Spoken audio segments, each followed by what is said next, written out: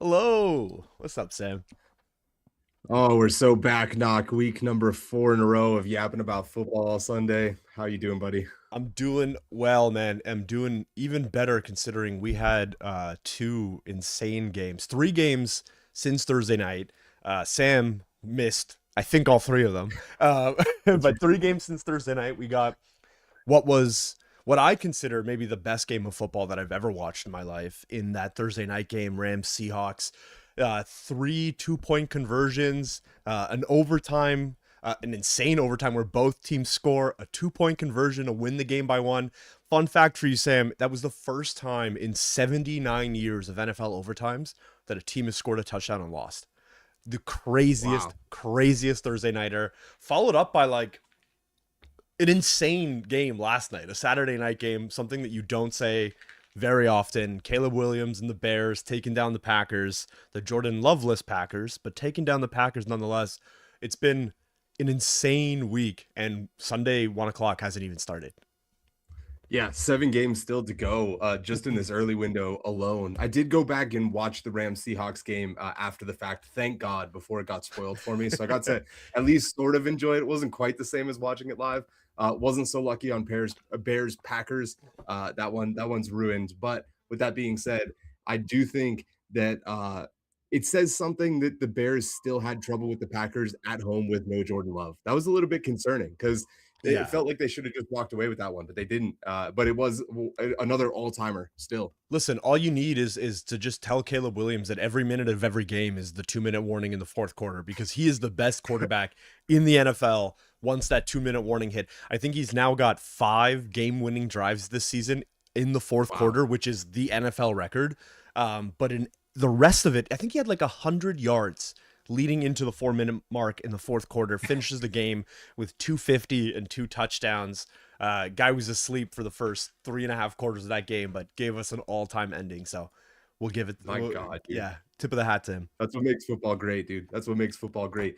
Well, let's jump into setting our lineup here, Knock. I know you had a little system you wanted us to do here. Guys in the early window or teams in the early window, and what we would start or sit as a result of that. Walk us through what we're gonna do here.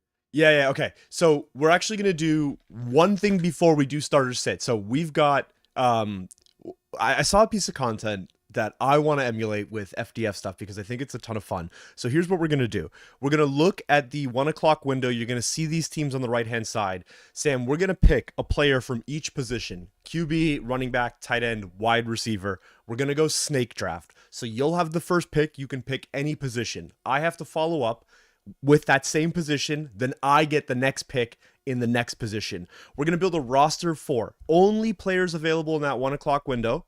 And at the end of the day, we're going to look at our overall score. So before we jump into this, I'm going to bring up a notepad so that I can keep track of this because we typically do not.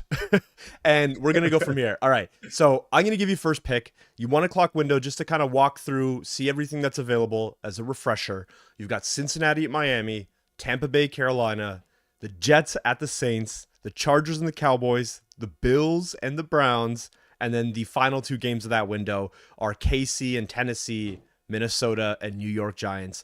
Sam, you've got first pick, any position, any player in that 1 o'clock window. You tell me what you got.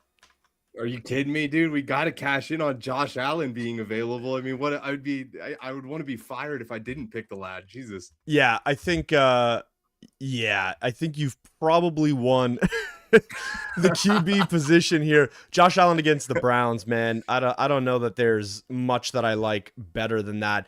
I'm trying to think from the QB position. Let's take a quick look at what's available here and see who's in the field. So you've got Herbert with one hand and Dak Prescott. Here's what I'm going to go with, That's a okay? good hand. It's a It is good the good hand. hand. It is the good hand. I'm going to take Dak Prescott here and here's the reason. They're out. They've been eliminated. Thursday night football, the Eagles win. The Cowboys have no path to the playoffs. There's not a whole lot to play for except the ability to ruin the Chargers season. I'm taking Dak Prescott with the healthy CeeDee Lamb and George Pickens. Dak Prescott, my pick for QB, which means Dak Dak is also playing for the passing yards leader Yes. in the NFL, which I think matters to him. It has to, right? At a certain point where you're just playing for nothing. Especially at this stage, dude. It's how much can we stat pad? All right, we're opening up the running back position again. Those teams available. I'm looking at this list, and I think my gut says James Cook, but I would rather allow you to stack the Bills, and hopefully that Browns defense comes up with something. We were talking about this in the FDF Discord.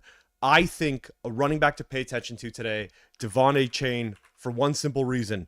Tua turned the ball over, isn't playing football today. And we've got Quinn Ewers in. He's a rookie quarterback. He's going to need some help. Devon A. Chain is incredible in the short outlet pass game and is really good with the ball in space. I think you're going to see Quinn give him that ball 10, 15 times today. This dude's going to score a bunch of points off of just receptions alone. I'm taking Devon A. Chain.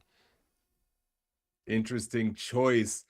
I know you want to bait me into James Cook. I'm taking the often overlooked, that hasn't been good in the last 7 weeks, Rico Dowdle. Oh, He's coming back, no. baby. He's coming back, baby. In a division game, dude. I think in a nasty division game, lots of eyes on Bryce Young. Is he actually going to be able to turn the corner here, or is he just going to, regress back to the mean? I think they're going to hand the ball off quite a lot. I think it's going to be a slog fest. I think there will be some passing touchdowns, but they're all going to happen in the fourth quarter. And hopefully Rico has over 100 yards by then. They're gonna run the ball. You're right, but it's gonna go to the Canadian boy Chuba Hubbard. That's who's gonna be touching the ball today, buddy. All right, you've got to pick 2 spots left: wide receiver, tight end. Who you taking? I absolutely have to take. I don't know, dude. It looks ugly. I mean, Jamar Chase looks terrible right now. Justin Jefferson looks terrible right now. Your boy is going to go all the way back to Egbuka, the Tampa Bay wide end. Dude, look. I bought way too much of him. He's sucked for the last 6 weeks, but he's still getting a ton of targets. The reason that he sucked, I believe, is because Mike Evans wasn't there to balance it out. He got too much attention too early on. He was the only threat that he needed to shut down. Now, Mike Evans is back. I'm thinking Egbuka is going to get a lot of attention. I was tempted to take Tet McMillan, but yeah, Egbuka is going to be the one. It's a bold choice, Sam, taking the 3rd best wide receiver on the Bucks with Godwin and Evans back. I don't know about that one, brother, but we'll take it. Hey, you're leaving some wide receivers on the board for me, but we talked about this earlier. The tight end slot today, especially at 1 o'clock, is disgusting. There is not a whole lot of action going on at 1 o'clock from the tight end position. I'm looking at it. I think that there are 2 choices. You've got Dalton Kincaid and you've got Ferguson. I've got Dak Prescott already, and I'm going to stack it. I'm going to take Ferguson, and we're going to go in that direction. So, Sam, you've got a tight end left, and I've got a wide receiver. You've got the tight end pick. Go ahead, and I'll take the 4th spot. Dude, Kincaid has sucked so bad. He's not even the best tight end on the team. It's the same thing that you're talking about with the wide receiver situation. So I'm actually going to go with, I don't even remember the dude's name. I'm going to take the Chargers tight end. Oh, that I know is Gadsden. listed on there. Yeah. Okay. All right. I'm going to go with Gadsden. I think the Chargers are going to put up at least 24 points in this game. I think Dallas, like we said, is going to sling it. Chargers have a good defense, but I think if the Chargers get it done, and I expect them to get it done, they're going to have to get a couple of passes over to the tight end. Hopefully they're touchdowns, man. Yeah, I think I think for me, it's a bold strategy, doubling down on it. You're taking tight end of a QB with one hand, and you're taking the 3rd best receiver on the Bucks. I personally, I'm looking at this list, and even the wide receiver slot, pretty sad today. One thing that is interesting is that Donnie Mitchell is playing for Garrett Wilson. We've seen him blow up over the last couple of weeks. It hurts my soul as a Colts fan watching Sauce go down and Mitchell go off in New York. Yeah, I'm not going to take it because I don't trust him, and I'm harboring some hatred for some of the things he did in Indianapolis earlier this year. And then I look at the list, and it's like, okay, we've got Jalen Waddle. Well, I don't trust Quinn Ewers to throw the ball downfield. We've got Khalil Shakir, and I would rather you or me instead of Khalil Shakir in this format. I'm taking Jamar Chase. I have to. I think, you got to take best player available. I think Jamar Chase is best player available. And honestly, getting him with the 8th pick in an 8-pick draft feels like a steal to me. It does. In any other circumstance, it would be an absolute steal, except for we just watched the Bengals put a bagel up on the screen. Yeah. And so I have the faith in them as an atheist in church right now. I'm out on the Bengals. All right, let's do a quick recap of this, and then we'll walk through some of our Kalshi lines before this 1 o'clock kickoff here. So Sam's team, and Phil, don't worry, if you're watching this, we will send you this note so you don't have to figure it out yourself. Sam's team as it stands for the 1 o'clock window. Again, remember, we can only pick players available on FootballDotFun. We're only picking players in that 1 o'clock window. Sam, from top to bottom, quarterback, Josh Allen, wide receiver, Mecca Ibuka, running back, Rico Dowdle, tight end, Gadsden. There's a lot, or not Amarian, Gadsden there. There's a lot of backups on that list there, brother. Very top heavy in that draft. I feel real good about my draft. We got the stack here. We've got QB, Dak Prescott with his stack, Ferguson at the tight end position, Jamar Chase at wide receiver, Devon A. Chain at running back. We're going to watch that all day. This is the most excited I've been before 1 o'clock on an episode of Amplified. I want to watch this play out because there's two ways that this happens. I win because of course I should, or I lose and everything that I just said is going to get clipped and shared and I'm going to look like an absolute idiot. If I lose to backups, I'm going to feel bad. What's more likely is my two terrible backup picks end up yielding 0 points, but Josh Allen gets me 60, and that's all that matters. Oh man, I don't know that I trust them on the Browns. Okay, we're gonna go to lines really quick. A couple interesting things, Sam. You sent me before the show a number of things that you were looking at. So let's walk through this here. Here, there's a lot of separation. This week seems pretty insane. Yeah. I'll go through my bets one after the other here. Actually, let me change shirts real quik because I want to be in what I want to be in the rest of the time. Yeah. Okay. So we'll walk through a couple of these things. Sam and I were talking before the show. A really deeply garbage slate of 1 o'clock games. The two games that we're looking at as important games: Tampa Bay versus Carolina. Obviously, this is the only game today that has serious divisional implications. Those teams are 7-7. This is for the head-to-head. Tampa Bay currently owns it. I believe this would equal the playing field with the Carolina win, obviously giving them the advantage in the total win. So this is a game to watch. That's why it's so tight. LA and Dallas, obviously a tight game as well, largely because LA is playing for divisional standing and conference standing. Dallas was eliminated on Thursday night when the Eagles won. They have no way to make the playoffs. But to Sam's point, Dak Prescott chasing that yards leader has an opportunity to spoil the season for the Chargers here. Walk us through it, Sam. What do you got? Okay, so whenever you're in a situation like this where most of the games are garbage, the most fun thing to do is to bet. Like this is how you make it entertaining. And there are some interesting ways to do it, okay? You don't necessarily need to take only, the Browns against the Bills, like 11% odds or whatever they're sitting at. The Dallas Cowboys have hit the over 9 of the last 11 games, but they're going against a great Chargers defense that actually performs better on the road than it does at home, which is also interesting. Sort of a unstoppable force, immovable object sort of situation there. I'm ignoring all the things I just said. I'm betting on the Chargers money line. Give me that money line. I think it's a shootout, but I think that there's not a chance in hell that the Dallas Cowboys can hold up against a team that's actually playing for something for real. But we'll see. Does Herbert bother you, Sam? Really quick, does Herbert bother you? Listen, we've seen him basically only take snaps from shotgun because he can't be under center with that broken left hand, which is a ridiculous thing to say. It's a dumb sentence to say for a quarterback. A quarterback is in a playoff spot playing with a broken hand. Does that not concern you against a team in Dallas that, to your point, consistently hits the over because they're so high powered on offense?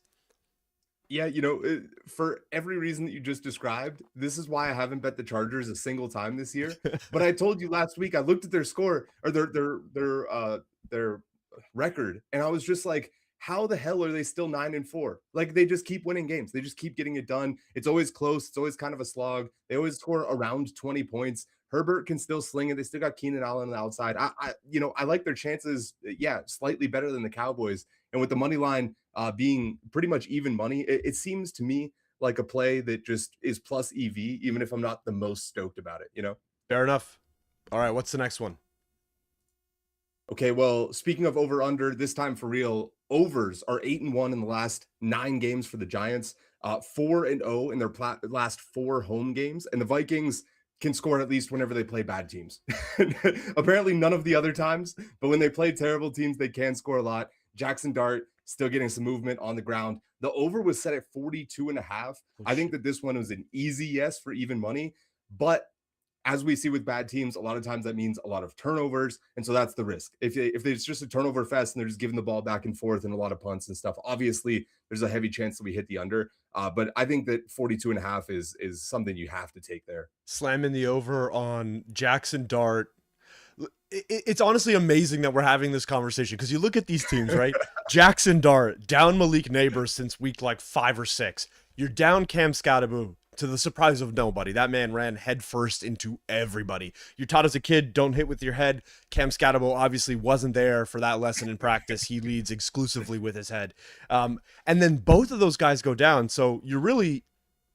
I'm thinking about this now. I can think of Tracy as the running back, and I actually cannot name a single other player on the Giants. But you're right. They keep hitting the over because Jackson Dart, through the power of a concussion, is throwing a lot of touchdowns here. Speaking of concussions, we saw JJ McCarthy, right? Terrible all season long. Comes back from a couple games out with a concussion after what was maybe the worst quarterback play of the year in, what was his name? Brosmer or some shit like that. Guy was throwing exclusively to the other team, but to your point, has done a really good job of beating up bad teams. The Giants are a bad team. I actually agree with you on this over. I think you hit the over here. It is going to be the ugliest game of the day. There's no doubt about it, with two of the dumbest quarterbacks, both like physically and evidently mentally, that are in the NFL right now. But it'll be a lot of fun to watch that one, even though that game should otherwise be pretty garbage. That is a nothing game that nobody cares about except for Sam and the 42-point over. Getting knocked to agree with me makes it feel cursed. Like I should feel more confident, but somehow I feel like we're screwed now. Okay, that's a perfect segue, the concussion talk, into the next one, because Tua turned the ball over, just turned the job over, and he is now sitting on the bench. I'm curious what this means for the Dolphins. To me, it means that Darren Waller is going to be lighting teams up. The same thesis that we had last week with Phillip Rivers and the tight end didn't really play out, but bad quarterbacks usually favor the giant guy that's going down the middle of the field because it's a pretty obvious throw to be able to make. Also, Miami relies on a lot of yards after the catch. 54% of passing production is after the catch. That is an insane number. Insane. And that really favors backup quarterbacks, right? Just get the ball in their hand, let the wide receivers, the tight ends, etc., do the rest of the work, setting up big plays against Bengals defense that has given up the most yards to tight ends in the league. I love Darren Waller here. I wish he was an FDF pick because I would have slammed that if I could have, but I'm taking the Dolphins money line. I like the Dolphins straight up. Cincy, dude, my biggest bet of the week last week was on Cincy, and they just looked so gassed, so deflated that I cannot get myself to even like look in their general direction anymore. Man, I think we look back at that interview from a couple weeks ago, Joe Burrow just sitting there, just sad and depressed, and he's like, "What? Why are we doing it if it's not fun?" And it's not fun. And then you follow it up with a goose egg against a divisional opponent who you could end their season with that win, right? At home, all of the momentum, all of the motivation in the world.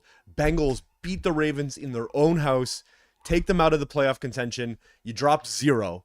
And then Joe Burrow gets on the stage after the game and gives an even more depressing interview than the week prior, which was, hey, not a whole lot of teams in football would have won with me as their quarterback today. That's not what I want to hear, Joe. I don't want to hear that. I want to hear, hey, we're going to go out there and we're going to ruin the season for everybody that we play. These remaining 3 games, right. I want your season to be ruined by a team that can no longer make the playoffs. Hey, I missed 8 games this year with turf toe. Well, I'm going to, unleash 8 games worth of fury over the course of these next 3 games. And instead, getting the corpse of the Joe Burrow that we know and love. Man, it's crazy. I'm thinking about Joe Burrow that entire conversation, and I don't even remember what your line was. What are you taking? What's the play? Dolphins money line. Dolphins are still the underdog in this, and so I feel like taking the Dolphins is a reasonable approach here, even though it's definitely going to be a slop fest. Dude, yeah, Quinn Ewers, man, Quinn Ewers, dude, Quinn Ewers. The Dolphins. You know what it is? I don't trust McDaniels. I don't trust the way he looks. I don't trust the way he speaks. I don't trust his mannerisms on the sideline and in playoffs. or in playoffs. That's something the Dolphins haven't seen in a little while here. But I just don't trust the whole vibe around that team. I think you're right. Devon A. Chain, I mean, I drafted him in our draft earlier. I think he's a must start on FDF and in every fantasy position. I think Quinn Ewers does this like 57 times today, right? Just 2-3 yard dump offs. Just let Devon A. Chain do Devon A. Chain things. But man, it's hard to bet against the team with Joe Burrow, Jamar Chase, T. Higgins, Chase I know, Brown. I know. It just feels gross. And for that reason, I think I'm going to take the other side of this. I think I'm going to take the Bengals. As we're chatting right That's now, fair. I'm going to pull this up. I'm going to slam some money on Bengals money line just to give us a Hey, little bit of sparring fuel over the course of the next few hours here. look, bro, if you want to take a team with two quarterbacks named Joe and the first overall pick version of it is worse than the 42-year-old version Yeah, of it, fuck, no then that's kidding. that's all you, bro. That's all you. Enjoy that bet. Oh, really quickly, as we're chatting, 1 o'clock game's about to start. I realize now that I just tripped myself out by watching the YouTube channel instead of OBS. So I was looking at me talking, and it wasn't me. If you're watching this on X, on either Sam or my own personal X, or later in the day on the FootballDotFun X, we will use the YouTube channel as the source of truth. I shared it in a link in the FDF Discord in the NFL chat. So if you're there, the link is available. If you're on Twitter, go find Sam's YouTube channel. It's Sam Stefanina. It'll be easy. When I opened YouTube today, it was the first thing that I was served. Steve, good to see you. Jack says earlier today, Herbert or Goff. I said Goff for a simple reason. Goff is in a do or die situation right now. Those Lions actually do not control their own destiny, Sam. The Lions need to win all 3 games. And even if they are able to do that, they need 2 Bears losses or they need another Packers loss. That's the only way that they can get in. The combination of those 2 things. Jack, for me, when you're looking at fantasy football, you got to take people who are in do or die positions. And if the Rams or if the Lions do not win every single game, they're out. And even if they do that, they're probably still out. So you got to take a guy like Jared Goff because he needs to be winning games right now. I think that's 100% the right call. Not only all the things that you described, but also the Steelers have a notoriously, disgustingly bad secondary. And so if Yeah. they win this, they might end up, running the ball down our throats, but certainly it's going to be to open up some of the passing game. Goff is going to get the ball downfield, and they're going to complete at least a couple of those. I like Goff, and I like the Lions later today as well. Despite the fact that I'm a Steelers fan, gotta take that one to the face. You know what team really just looks absolutely disgusting? The most dirty, disgusting, filthy line of the day is easily New Orleans Saints versus the New Let York me pull that Jets. up. Yeah, I agree. 73%, 73% in favor of the New Orleans Saints. Anybody that's willing to bet with that much confidence on 2 teams that are this disgusting is just a degenerate beyond I words. also I just can't imagine. disagree with it completely. Like 71% for the Saints. Like I get it. You've had they've played like what 4 quarterbacks over the course of the year. All of them have kind of looked okay. But I think like the biggest thing here is like Brady Cook has been clear he's not good at a lot of things. What he is good at is just airing the ball out. And we've seen this to AD Mitchell. He's a guy with the speed and the talent to take the top off of a defense. And you're looking at a Saints team that doesn't have Alvin Kamara today, right? So you've got Eustin or something like that as the backup there. To me, I don't know, man. I don't feel good about the Saints, and I surely don't feel better about the Saints than I do the Bengals to beat the Finns, or I'm pretty sure that line is even stronger. It's basically just a couple points off of the Bills versus the Browns. To me, that's wrong. It's just not even close to right. So, oh, Yeah, look, the Octobox up already. absolutely. Absolutely, man. Like I said, disgusting. I'm sitting that one out. I just can't feel good no matter how I position the money. It's going to feel like an absolute gamba. Speaking of the Bills, crazy stat here 4-1 when allowing 30 points or more this season. The rest of the NFL is 10-98-2. Holy shit, dude. so, so the Buffalo Bills, it doesn't matter how much points they give up because they're probably going to score even more in those games. Cleveland has a good pass rush, as we know, obviously Myles Garrett, but the Bills have only allowed pressure on 31% of dropbacks, which puts them in top 10 protection. And then last thing that I think is really interesting, against opponents with 333 win percentage or less, so the garbage teams, Buffalo only clears the spread 1 out of 5 times this year, while the Browns against the spread are 4-2 at Damn. home. Yeah. All signs point to the Browns clearing that 10.5. I don't feel good enough about it, honestly, to bet it. I feel like the Browns offense is so bad that even if they sack Josh Allen a bunch of times, he puts up like 24 points and the Browns only score 10. I could totally see that being the result here. So I'm not taking it, but I thought that was one of the more interesting sort of matchups just against the spread. I think you've seen the Bills all season long play to the level of their opponent, right? They are as good as anybody in the league, and they are as bad as anybody in the league. You've seen them struggle against the Jets. You've seen them lose to the Falcons. This is a team that has had a lot of issues. And as we're chatting right now, we see a turnover. Looks like the Jets have stripped. Yeah, it looks like that ball is out. Looks like the Jets will have a turnover already right out of the gate on Shock. Can't even tell. Is it Chuck? Yeah, right out of the gate. But yeah, our boy Shock. Okay, we're gonna do two things. So obviously, as we have with every week, we're gonna give away a couple of packs. I have two things. The first, we are gonna do the quarterback with the most points on FDF by the, let's call it 2 o'clock. So name it. If you're watching this, you're gonna comment on YouTube. You're gonna share your X account with us. That'll help us understand what's going on. Again, we are using YouTube as the source of truth for all of these conversations. So if you are watching this, give us your prediction. Which quarterback available on FDF? We'll bring that up so that you can see who is there. Right here in this quarterback slot, who finishes at 2:05 p.m. with the most points. Obviously, this does not count players who have already played. We had a bunch of this happening last week. You cannot say Caleb Williams, Jalen Hurts, Jordan Love, or Dak Prescott. They will not count. It is only active players playing in that 1 o'clock window. Who has the most points by 2:05 p.m. Eastern in FDF? The second thing I'm going to give Sam, and I think it's a lot of fun. You mentioned Myles Garrett. You mentioned that Browns pass rush. I want to give, this will be like a episode long. Who or does Myles Garrett break the sack record today? He needs 1.5 sacks to break the record against Josh Allen. He's playing the Browns. If he gets 1.5 sacks today and you guess yes, then you're eligible to potentially win a pack. If you guess no, you'll potentially win a pack. Give us those answers as well. Again, use the YouTube chat as our source of truth. 2 packs available as it stands right now. Does Josh Allen give up those 1.5 sacks to Myles Garrett, allowing him to break the record today? Who is the quarterback with the most fantasy points on FDF by 2:05 p.m. Eastern? Give us your predictions there. We're giving this a little refresh so we can take a look at this again. Shout out to Sports Shorts. He says, I think I won last episode because May rushing touchdown and still got a buff because I called AJ a cutie. I remember that one. Thanks for dropping back in. Good to see you, man.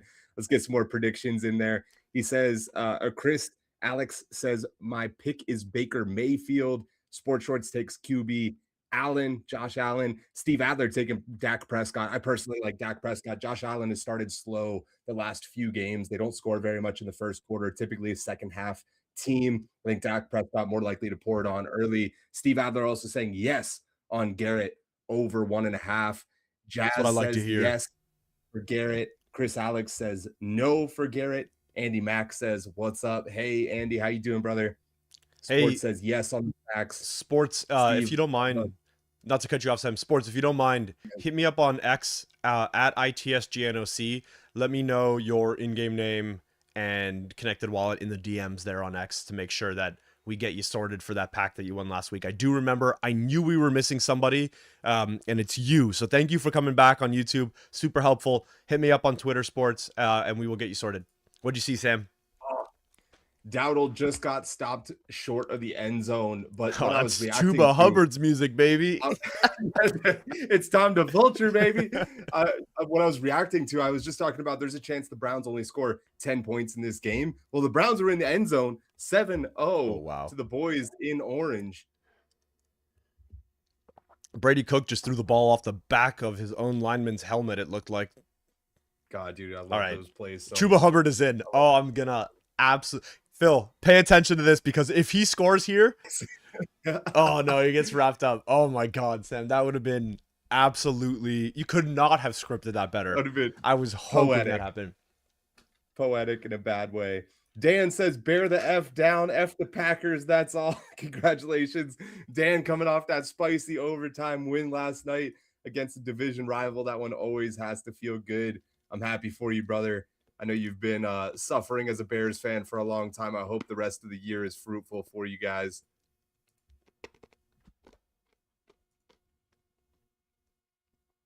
The last one that I wanted to get to, the last bet that I have on the early window, and then I've got one more in the later window.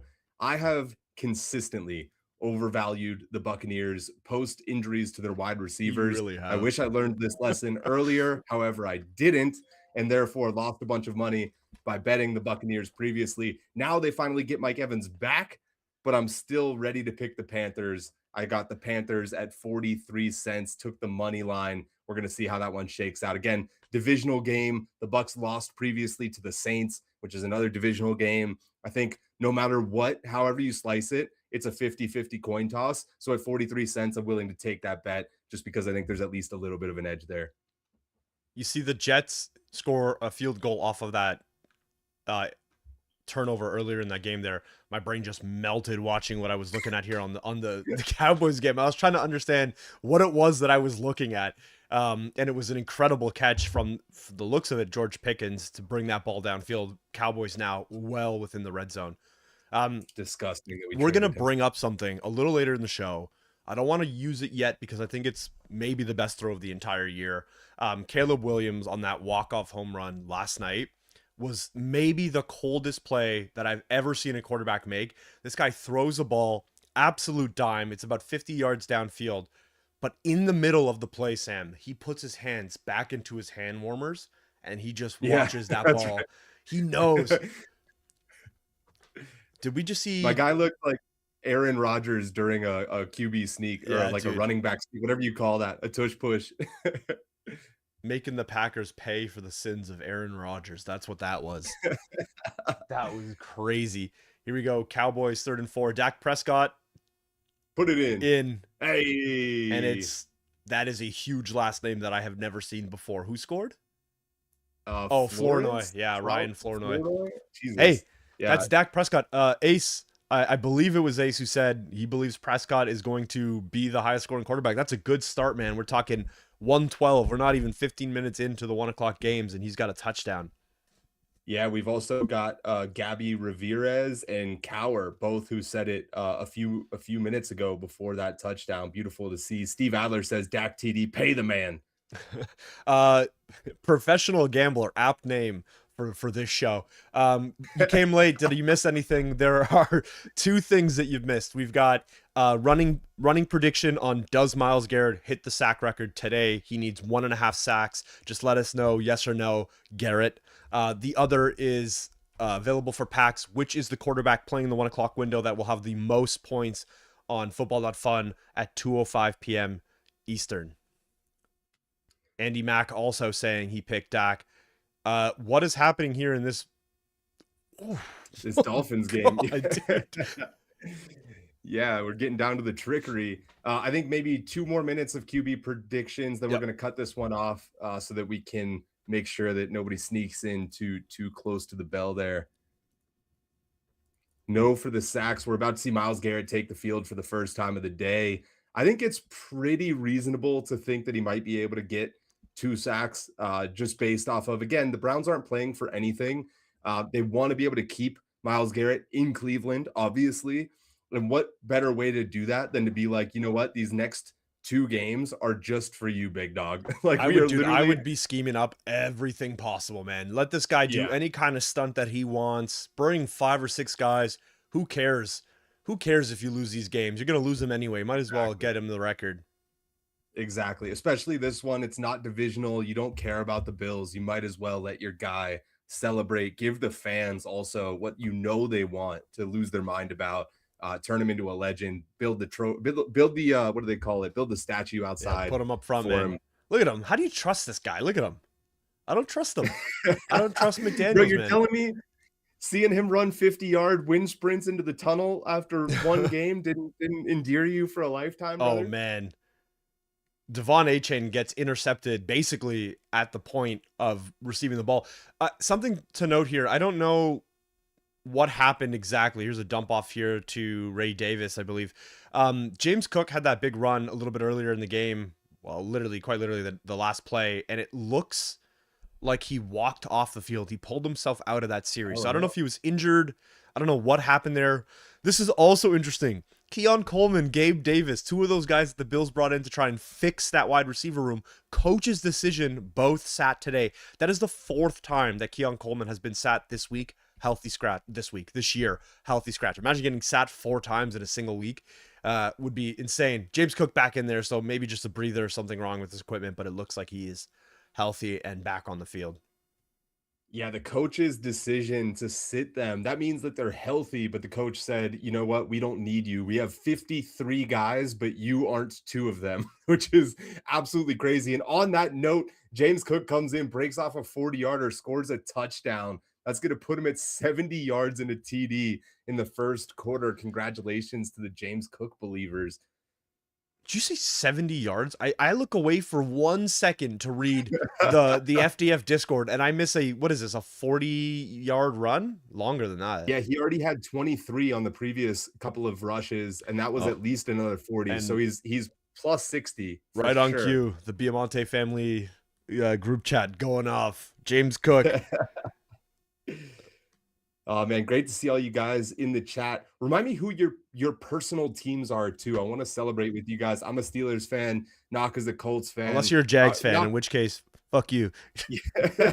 Yeah. What do you think of the likelihood that your boy is able to pull it out, Philip Oh, Rivers against the 49ers? okay. Listen, I would say going into last week, 0%, right? A 0% chance. Watching that game He play almost out. did it. Yeah. He almost did Watching it. that game play out and watch Philip Rivers being the only quarterback to score a touchdown in that game, where the very next, like literally 5 days later, they drop 38 points on the Rams D.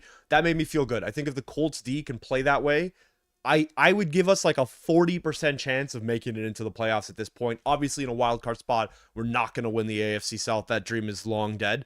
But DeForest Buckner's back today. That's a big piece of that defense. Sauce has not gone to IR. He is practicing. Looks like Anthony Richardson might come back. So you have an opportunity to open up that field and take Philip Rivers out of there if you need something a little bit more. So I feel a lot better than 0%. I still don't feel great. Anytime you're running a 44-year-old who came back to, get himself another 5 years of NFL insurance, not sure that is where you should be putting your hopes and dreams, but I got to ride with it anyway. Tomorrow night, against the 49ers. I mean, again, can't miss football. The fact that shortly after the game, they immediately were like, "This is our guy. We're going with him for the next game." I think is really exciting. Interesting fact there too, Sam. The 49ers are the team in control of the NFC right now. If they win out, that is insane. If they win out, they do win the actual like conference. So, which is crazy to say. They have the Seahawks coming up. They've got the Colts. Huge play breaking out here in the Chargers game. But they are the team in control. It's not the Rams. It's not the whatever a 12-4 or 12-3 Seahawks.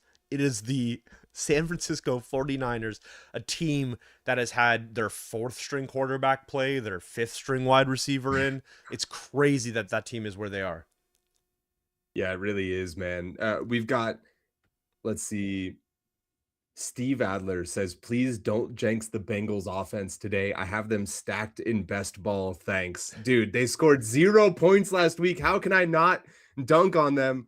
They lost me a bunch of money, but I do believe fundamentally in the pieces of that offense. I just don't believe in where their heads are at right now. I think they're in shambles. We've got Dan. Snaky, Sorry, go ahead, Sam.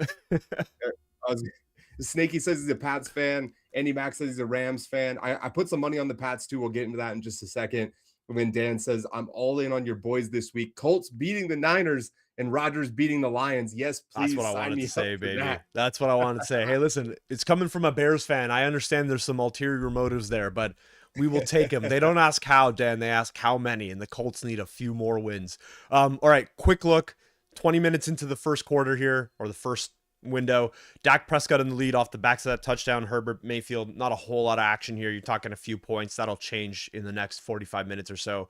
I want to show you something that is disgusting. And if you're playing against him in your fantasy football playoffs in your semifinals, I apologize. But what Puka Nacua did last night, or on Thursday night, look at this. 49.5 points in FTF. I think it's fair to say Puka is currently the leader of the wide receiver position. He will remain the leader throughout the course of that day. What an insane day. 49 points. I think it was like 225 yards, 3 touchdowns. Guy was an absolute demon. Right on cue. Jamar Chase popping up into the field there. What were you saying, Sam?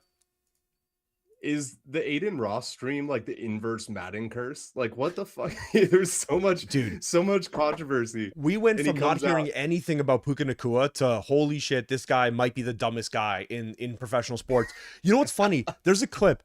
Phil, if you're watching this, I need you to superimpose this, but there's a clip from Devontae Adams doing a locker room interview earlier in the year in which he says Puka Nakua is the densest human being that I've ever met. And the reporter says, oh, like physically? And Devontae looks at the camera and he smiles. And he goes, in every way possible, man. And then sure enough, 2 weeks later, you see Puka Nakua saying the dumbest shit anybody has heard ever.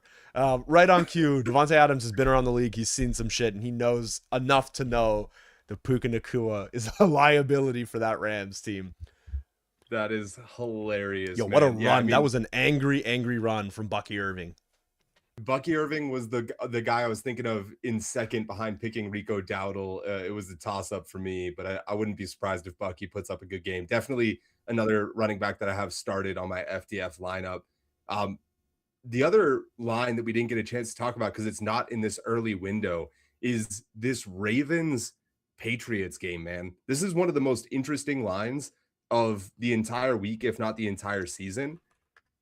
The Ravens are favored. They're 70%. Let me double check this. Hang on one second. Here, Can you we'll bring pull it up up. that Yeah, line? yeah, absolutely. Instead I'm of you having- trying to figure yeah, this I'm out. having trouble playing it. Hold on.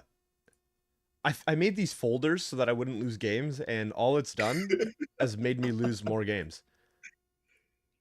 Oh, you know what? It'll be on Kalshi. Give me 1 second. I don't have it on the presets. Justin Herbert getting in the end zone. Congratulations to the Herbert believers. I sat Herbert last week, but I put him back in this week because I do believe that this is going to be a shootout, whether we like it or not. Big TD pass. It's like 25 yards or so to Quentin Johnson. You love to see it. Wow, that guy's back from the dead. QJ started the year looking like he might be something, but kind of fell off. Okay, here we're gonna bring onto this side here. Here's that line that we were talking about, Sam. 62% chance right now on Kalshi for the Ravens to beat, I believe, the number 2 seed in the AFC with the tiebreaker over the Broncos, would be the number 1 seed in the AFC. Coming off a heartbreaker against the Bills, I don't understand this line at all. And maybe I'm dumb. Yeah. Okay. So there's a few different things playing into this, but I feel like there's just as much playing against the Patriots as there is the Ravens, and so it should be even money at worst. Okay. Lamar Jackson battled an illness. He was missing a couple of practices. He should be back. He should be fine. But you never know how that's going to continue to affect somebody.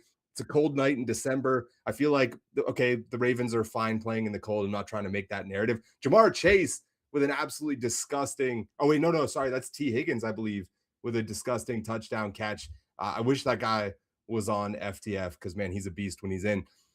14 players on the Ravens injury report, and the Ravens are playing for the playoffs in a situation where the Patriots already clinched. Now, the Ravens had such a bad defense in the first 5 games of the year that it tainted my perspective of them for the rest of the year. It is important to note that over the last few, I forget what it is, like 6 games, they're only allowing like 11 points a game. It's crazy. Dude, they were out But like Hamilton. They were out like 3 guys in the front 7. To your point, it was hard to look at that team earlier in the year. They were maybe the worst team in football. But they're healthy. So who knows? Yeah. But it's craziness. This line just makes me sick. The Patriots seem relatively healthy too, right? And they've got a great rushing attack. They broke off like 150 rushing yards in their last game against the Bills. Granted, they ended up losing that game. They choked away a lead, but that's one of the best offenses in the league. I don't know, man. I slammed the Pats. I hate the Patriots, but sometimes you got to take free money whenever you see it, especially if it's an underdog. That just seems crazy to me. There's definitely going to be a chance to exit this line at 50-50 at some point if you want to. Also, quick note, I mentioned the one thing threatening the Giants over in the Giants Vikings game. I took over 42.5. I said, if there's a bunch of turnovers, that's going to be an issue. Well, the first thing I look up and see is the Vikings going for it on 4th and 5, and they get sacked. So here we are in a situation where it's looking like it might be one of those games. Steve Adler calling the Chargers Cowboys game a track meet. I hope so, man. I would love to see Herbert go for like 400 yards with one hand. It would be just incredible. Haters in Yeah, Dan shambles. saying he likes my choice because the Cowboys defense sucks ass and Eberflus is a clown. I saw the Cowboys defensive coordinator Mike Eberflus in the hot seat this week, so we'll see if he makes it to the end of the season. Snaky trying to slip in a QB prediction for Burrow. I think the clock might have run out on that one. Might be a little bit behind the bell. Snaky, you still have the opportunity to say whether or not Garrett beats that sack record. What I will say is the minute at which he hits one sack, we're going to close all bets because it comes down to half sack. I think it's a fair toss there. You just missed it. But again, it is available. Yes or no, Myles Garrett sack record. Burrow is not on FDF, Dan, and I think that that's largely because it was very unclear by the time FDF had shipped whether or not Burrow would return to play this season. Because of that turf toe injury, which on the surface sounds like you should be able to get back pretty quickly. If you're unfamiliar with turf toe, I highly recommend that you don't look up what turf toe is because it is nightmare fuel, dude. Just disgusting work, man. Absolutely disgusting. Speaking of FDF, though, maybe this is a good opportunity for us to talk a little bit about the off-season rewards and what they've been showing people are going to be able to get. Because I know, especially with the football off-season being particularly long and arduous, people wanted to have reasons to hold players, reasons to acquire players, reasons to make trades. And the team has released a lot of their information about how that's going to be done. Knock, do you want to maybe go through the more complicated version of it, and then I can try to maybe do the high level simplification of what it might look like Yeah, from yeah, the dummy perspective, like myself? absolutely. So I'm hoping that you guys can see this. We figured this would be probably the easiest way to do it instead of just streaming the actual Discord. But give me just a second here to find out where I have put the screenshots. knock knock working the Minority Report 3D computer in virtual Dude, space. In an absolute blender when I'm trying to like sort through these screenshots. We also learned that, sometimes when you zoom in, you actually zoom out, and we're not sure why that is. So if you can't see this, I apologize. What I would suggest is making sure that you have the opportunity to kind of go into that FDF Discord, read that announcement. There's quite a bit of information here. I think at a high level, this is what I'm going to share. We saw the team come out today. Sam's point, there's been some concerns about what ends up happening with TP. Why do you want to hold players throughout the offseason? In addition to a number of things that they've teased, including some of the rewards for earning players, things like bonus TP coming into the 2026 season. There's talk about the scouting, which they mentioned in the actual large post here. But at a high level, here's what they're planning to do over the course of the offseason. So the NFL season ends with the Super Bowl. With that Super Bowl ending, there's going to be a snapshot. So everybody that you currently own, everybody that you own right up until that moment in time of that snapshot will be your locked in amount over the course of that offseason. So I think it's like 22 weeks or 23 weeks until football comes back from February. The worst time of the year is the waiting for football season, but we're hopefully making a little more fun with the system here. So snapshot gets taken on the Super Bowl. Everything that you currently own is your reward potential.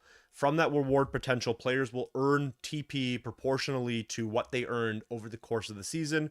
The announcement even has a link where you can kind of walk through how much players have earned over the course of the season, get a sense for how much of the off-season TP will be rewarded to each player. You cannot increase your locked-in amount with the exception of opening packs over the course. So, for example, if you've got 100K shares of Herbert and you open a pack for 5K shares of Herbert, you now have 5K potential, but buying more shares doesn't increase your potential. Selling your shares will. So that snapshot is only locked in provided that you hold those players. We just saw a huge play, I believe Devon A. Chain breaking out. I'm watching it through the little basic window in the Discord channel. Was that Devon A. Chain on a dump off? It was, man. Yeah, a little sweep toss to the left, and he ends up juking a couple of guys, taking it to the house, about 50-yard run. Amazing. Nasty. Just to continue it there. So it's still split by positions. So you're going to have your individual TP pool for quarterbacks, wide receivers, tight ends, and running backs. The important takeaway here is this: own as many of the best players that you believe have performed best over the course of the season. Use the sheet that they have in that NFL announcements in the FDF Discord to get a better understanding of where the TP in the offseason will be distributed. And then much like the standard system, it will be proportional, right? So 50% of that TP is going to be distributed to Jonathan Taylor, but everybody's stacked up on Jonathan Taylor. Maybe there's an opportunity to find somebody else who maybe has a little bit less ownership, but that snapshot will be taken on the Super Bowl. The only way to add to that snapshot position is through opening more packs, which will come through the drip of that TP over the course of the offseason. And then all of this, they sort of tease in that announcement, will come with that scouting system sometime in the offseason, which will have a lot more movement, a lot more reason to trade players, and then bonus TP potentially coming for the 2026 season. All of that to say, plenty of reasons to load up on players in the offseason. Me personally, I'm doing two things. Right before the playoffs, so in that dead week where the Pro Bowl happens, what I'm expecting to happen is people who are not paying attention to sell out of positions. And that is when I'm going to gobble up a bunch of players who have performed well over the course of the season. I want to maximize, maybe 3 or 4 players in each of those position pools to make sure that I earn as much as humanly possible in the offseason.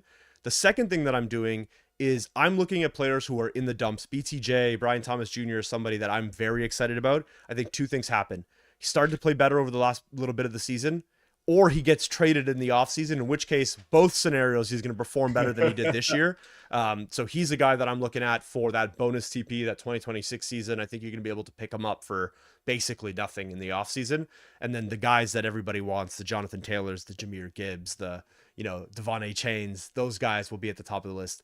Sam, I think I covered most of it. If there's questions that come up over the course of the show, happy to dive in. We do have a direct line to Adam and the boys, so we can fill in the gaps on any questions you guys might have. But I think that covers a decent portion of it, what we should be talking about there. I'm going to just give a super simple analogy, great comprehensive overview there. Anybody that's ever played World of Warcraft or really any MMORPG, there's always like a rested XP system. So like you log off usually in a main city, and then you get this sort of like 2x XP for a certain duration of time. And WoW, it was like you could only get 1 level worth banked.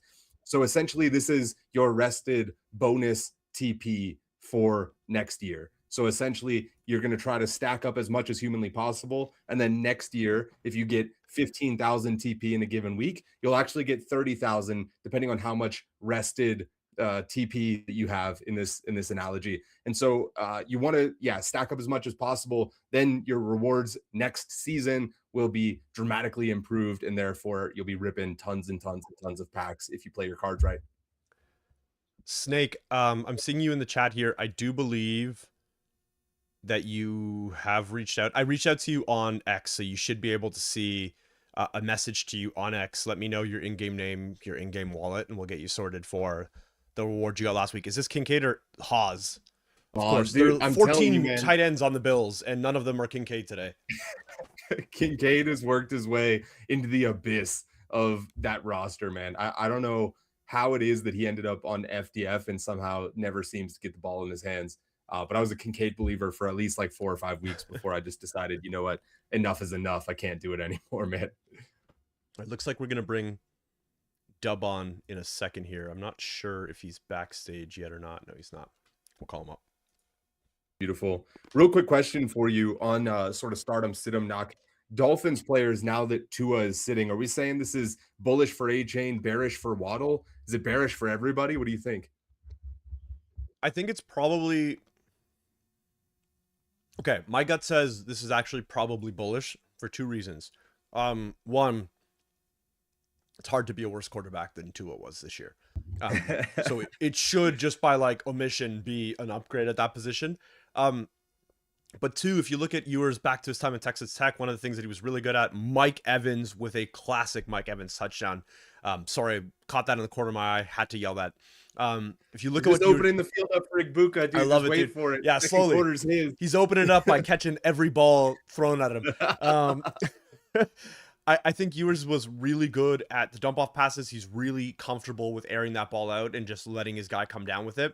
I think you're going to see the Finns be behind pretty often as well over the course of the next 2 or 3 weeks, which means they're likely going to air that ball out. I think it's an upgrade. It's definitely a bigger upgrade for Devon Achane than it is for Waddle, but I think it's an upgrade on both fronts. And it looks like the Cowboys are marching. We might have a third score in the first quarter here, which would just be an insane start to that day. To Ace's point, looking like the makings of a track meet for sure. The Bengals tried to get the Dolphins to jump. The Finns weren't taking the bait. Looks like they're going to be punting, and the Dolphins have a chance to take the lead. The Saints are approaching the end zone, but the first quarter is going to end.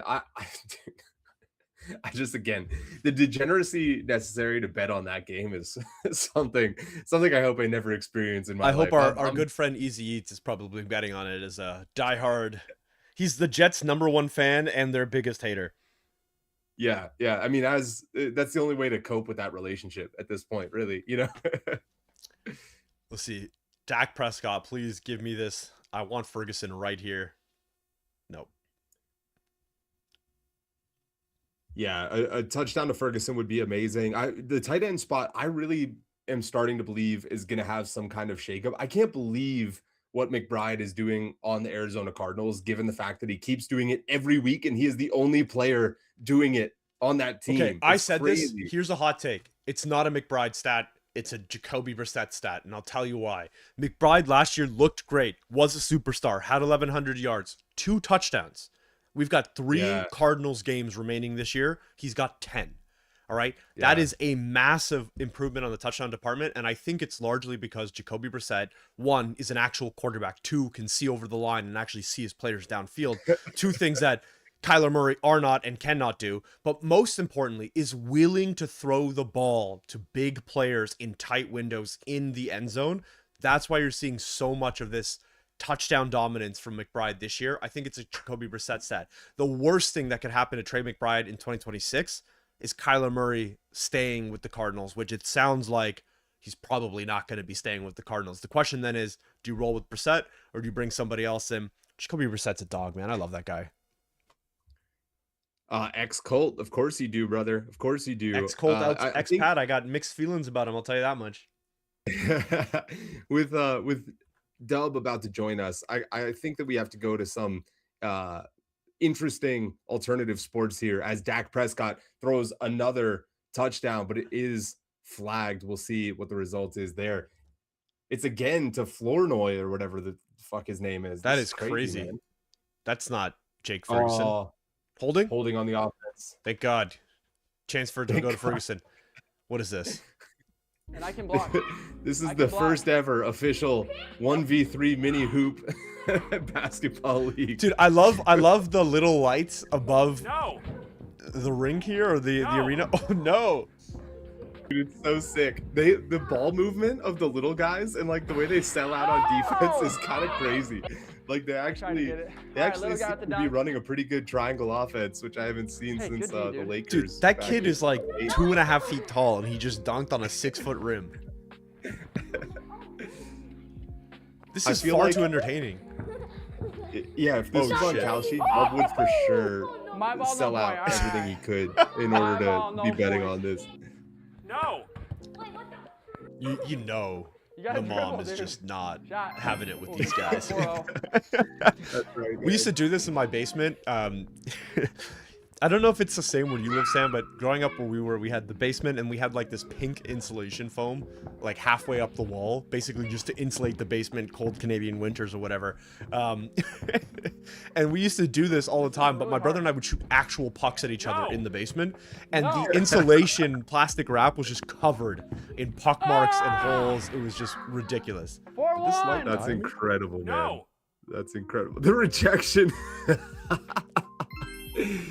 Oh, it's so funny, man. All right, they got it. Just imagine having this much space and this kind of setup for an experiment like this. I mean, it's a beautiful thing. Have you seen the Knee Football League too? I have seen the Knee Football League. Before the show, I'm gonna pause before the show, Sam was like, "Oh, no need for the garbage bags on your windows today." A couple weeks ago, I don't know if you may have seen this. A couple of weeks ago, my blinds exploded off, and I was telling Sam I've just been way too lazy to just measure them and get new blinds. So last week you may have seen me in the shade.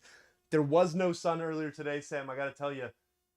Sure does. Oh my god, I'm blind. Holy shit. It sure does look like the sun is coming out. So I might be a little darker in the shade here for a little while, but we'll sort that. Life goes on. Andy Mack saying, do you think the offseason rewards are enough for people to hold and stack? It's a great question, man. It's going to be really interesting to see. I can tell you that much. I think them bringing the NBA into the fold is going to be really good for the platform as well. Hopefully, it doesn't fragment liquidity too much, but I think they did a great job with NFL. So I'm inclined to trust in the FDF overlords, the Sport.Fun overlords, in order to execute on that pretty well. I also think with the NFL, OTAs and trade rumors and those kinds of things are swirling pretty much the entire time. And because of that, we might see a lot of liquidity go to players that are about to be traded, or certainly when they do get traded and people start speculating on what's going to happen there. So I feel pretty decent about the opportunity, but at the same time, these markets are always crazy. So I think one thing there, Andy, as well, that's really interesting is there's a lot of appetite for NFL content and NFL betting and stories in the offseason. And right now, there's currently no outlet for that appetite. I think if this is positioned well, it might struggle a little bit in season one, but I think that the plan, the play, the direction that they're taking with this is the answer, right? So with the current player base, maybe you see a little bit of fractured liquidity. I think when that player base is 2 or 3 or 10 times the size, what you're going to see in the offseason for 2026 and beyond will be a ridiculous amount of volume, especially if they bring in NCAA scouting, which I hope that they do. There are 300 Division I NCAA teams. If you can start to scout those players and make predictions on which players will make it to the show, make it into FDF, there's going to be so much action. College football is the biggest sport on the planet, right? Like from like a sellout perspective, from how frequently those games are sold out, it is the biggest sport that it exists, even bigger than NFL football. I think if you combine that, you give me the opportunity to sort of scout, I think you're going to see a lot of activity. Might be a little tricky in season one, but the plan, I think, is right. I've got a lot of confidence in it long term. Sounds like NCAA, they say, sorry, not from the US. NCAA is our college division. Oh, getting a lot of it's Dub. Keyboard sounds. Oh, it's Dub in the background. Dub shaking around. All right, Yeah. Dub, we're gonna bring you up. Give me 1 second here. Your noise gate might be a little low. We can hear all the typing and clicking, which we couldn't hear in weeks prior. If you farted, dude, we're gonna hear for sure. every last ounce of it. Cruz Alex says the time from week 18 to Super Bowl snapshot is a month. Lots of players will earn nothing, and I think we can get some good deals. I assume I'm on the show. I can't hear shit. It's great to be here. You can't hear us? Let me fix it. It's on my end. It's not on yours. Okay. That's so sick. just Dub, be there. Look pretty. We'll circle back with Dub in just a second. But yeah, I think that's the right way to look at it, man. Is at the end of the day, like the market is going to do what the market's going to do. Things might go up, things might go down, but there's going to be a lot of opportunity to sweep people that are undervalued, right? Like the tight end position that we're talking about. Is McBride going to be this good and this dominant again next year? I don't know. It's going to be interesting to see how the market values it. Is there going to be another tight end that maybe squeaks in?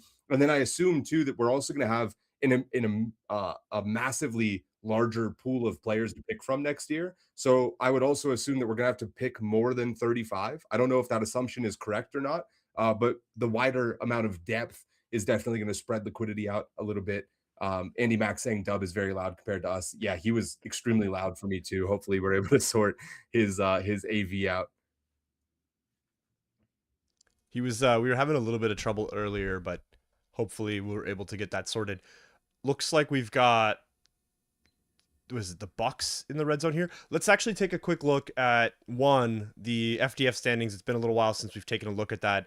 2, I want to go through and watch some of the highlights from the day so far because there's been quite a number of interesting plays. Okay, looking at this board, 3 quarterbacks have jumped into the top 5. 2 of them, only one has jumped into scoring position so far in Dak Prescott. If you bet Dak Prescott earlier today, you're looking pretty good with only 20 minutes left. He's currently in the lead. Herbert behind him, Baker Mayfield behind him. Baker in the red zone might have an opportunity to sort of jump up there.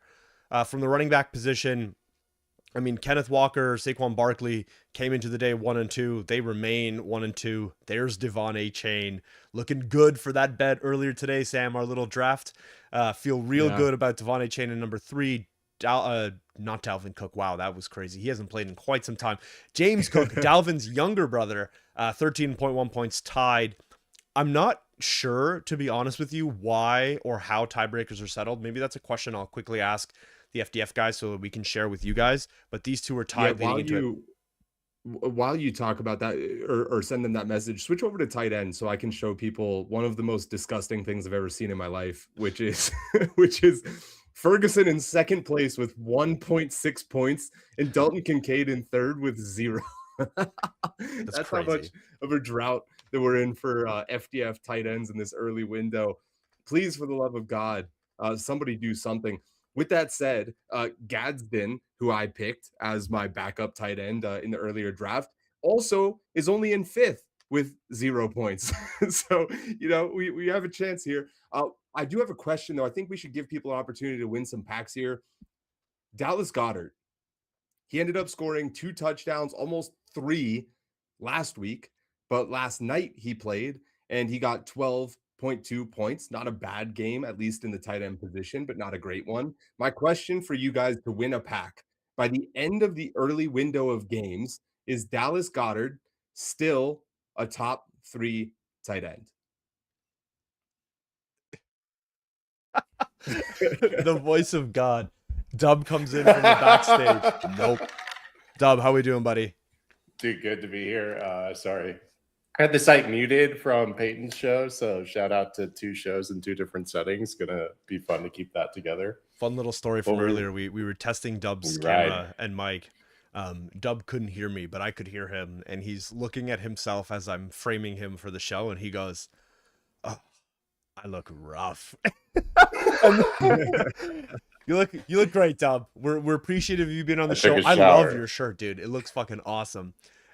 Anything this week that caught your mind? I know you're traveling today, maybe a little bit out of the loop on what's going on the lines, but where has your degeneracy focused today? I mean, I figured we do it live just like we always do. Right. I mean, I'm still riding the high from the Seattle Seahawks game, dude. That I played that so perfectly. That was the best game I've ever watched, man. That was incredible. Okay, let's bring this up really quick. Dub, we're gonna look through. These are the pro lines, okay? So this is the full view. Couple lines that Sam and I wanted to point out that we thought were really interesting earlier in the day was this Saints Jets line seemed crazy. This opened up much higher. It's actually now about to be back to where it was. 69% chance for the Saints to win, which just seems disgusting to me. 6-6 is the most Saints Jets scoreline I've ever seen. But here are the scores. A lot of these have sort of converged close to 50-50. Yeah, but how about them Raiders, though? That's the one that sticks out to me. Jesus. I always love to believe in a comeback story. Man, I don't know about that, dude. Which one? This game here? We're looking at... Oh, man. I don't know about this, dude. You're taking the Raiders at the 425 slot. 89% chance for the Texans to win. You like the Raiders here. That's the game I thought that was a live game. My bad. That would have been great. If we could see anything dip down to those kind of odds. I mean, Cleveland here at 16. But, I mean, second quarter, dude, I'm all about it. There is so much football left. Have you ever bought an overdog ever in your life? Yeah, it was. Remember the Oklahoma City Thunder the other night? Oh yeah. Okay, but slamming the Thunder is just free. I don't know why everybody doesn't do that on a weekly, nightly basis. You would think, right?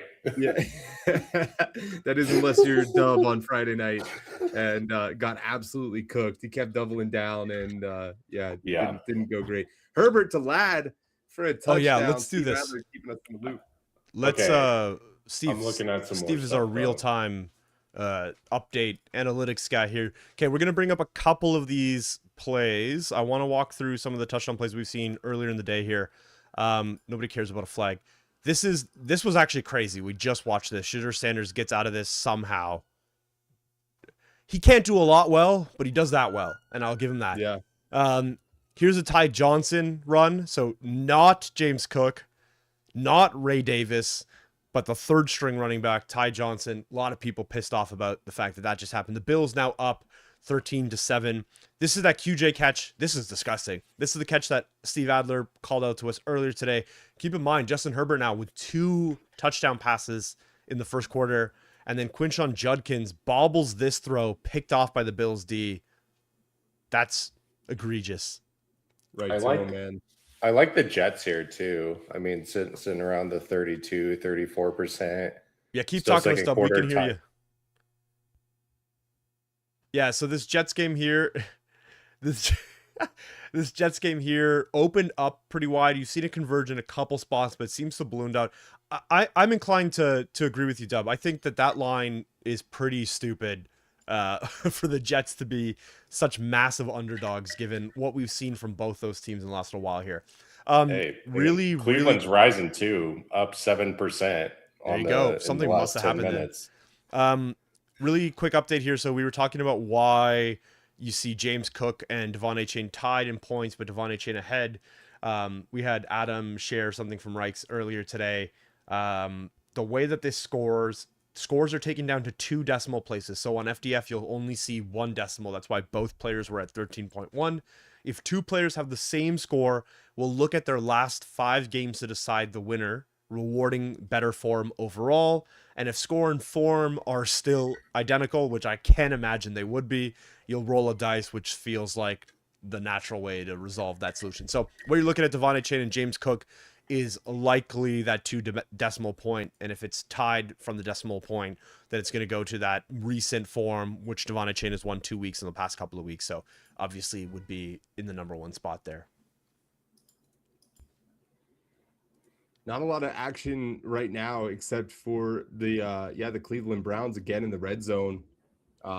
Something might happen here, given that jump. Titans get a safety. Steve Adler asking if we can show the Cook touchdown. Also, a bunch of people back and forth on yes or no. Goddard in the top 3. Again, this is for the end of the early window. So the likelihood, I think there's only maybe 5 or 6 total tight ends playing in this early window. So bare minimum 50-50. I think there's a pretty good shot that he ends up finishing in that top 3 position, but a lot of football still to play. Here's that James Cook 44-yard touchdown that we were talking about earlier. What a beast, man. Just gets into space. This guy right here, watch that. We'll show this again. 33 in a blender, dude. Look at this guy chasing Cook. He has no idea where the fuck to go. He's looking. He's trying to take the angle to cut him off here. Watch this shit. Now he doesn't even see Cook. He's no longer even looking at him. Cook is cutting back in this way. This guy's still staring right here at the hash marks. Another frame, still doesn't know where Cook is. Now he's looking right ahead. Cuts inside, finally sees him, but at that point, what does it matter, man? That's gonna be played in film rooms all over the league of what not to do. Get cooked. Ooh, I hated that too. Hey, Phil, remember to clip that one. That was really good. Obi-Wan Kenobi says, let's talk about how good Chris Olave is. I mean, Chris Olave is like Myles Garrett, man. He's just stuck. He's doomed on that bad team. But yeah, it's impressive. He is still getting some stats despite playing on there. Shador Sanders, helmet's off. Looks like he's bleeding. What's going on here? Uh-oh. Sell the Browns. Sell the Browns. I mean, actually, maybe buy the Browns. That might be an upgrade. Just let it crash some more. Let it crash some more. What the hell did he do to his finger? Yeah. Dylan Gabriel under center, it looks like. I still can't believe that the Browns, their best quarterback that they had, they traded to a divisional rival. The Jets knock it up to 50-50 odds right here, too. Holy. Oh, and a nice sack for Dylan Gabriel as is tradition. Oh, look. The little one is here. Our new guest. Hello, little dog. She wants to talk to us. What's up, pup? Jumped up on my lap. Now the big one's come into the room because she's jealous. Looks like the Browns are going to go field goal, so that's going to bring it into a 3-point game, Browns and Bills. I would imagine that not a whole lot of people expected the Browns and Bills to be 3 points separated. Sam, you talked earlier about the fact that the Browns do a really good job of covering the spread. The Bills do a really bad job of covering the spread against bad teams. Looks like that's playing out now. What was it, 10.5, the line? 10.5. Yep. We'll see. The Bills also, though, like I said, definitely a second half team. I do worry, though, they go up 2 touchdowns and just sit the starters. So we'll see how that shakes out. Knock a few different links here. Yep, I just one of them sure did see it. Yep, sure did see it. Watch this shit. This is blind soccer. Hold on, let me zoom out a little bit so you can see it. My computer doesn't know which direction is out, apparently. Sign me Tell up, me that dude. this doesn't look incredible, dude. I'd be so good at this. You don't have to run as fast. It's all about intuition and feel. Oh, hold on. I'm going to show you something. So there used to be a show that you just unlocked a core memory of mine. There used to be a show called MXE, which I think was like an English version. Most extreme elimination challenge. It was like an English version of a Japanese show that actually ran like 20 years prior. And I remember as a kid thinking this was like a brand new live show. It's like, this is the best show that ever existed. But much like Blindfolded Soccer, they did something that was maybe even crazier. I'm going to pull up this clip. I'm going to introduce you to Japanese binocular soccer. Japanese. Hold on, let me zoom here. Every one of these, this is obviously a 740, a 1080p, not even. Every one of these guys has binoculars strapped to their heads. Okay? And they play an entire match like this. The best that guy gets it, dude. Get the depth perception going. The best part about it is, like, what is this guy wearing? How do you know who's on your team? Where do you, like, I can only imagine what this is like.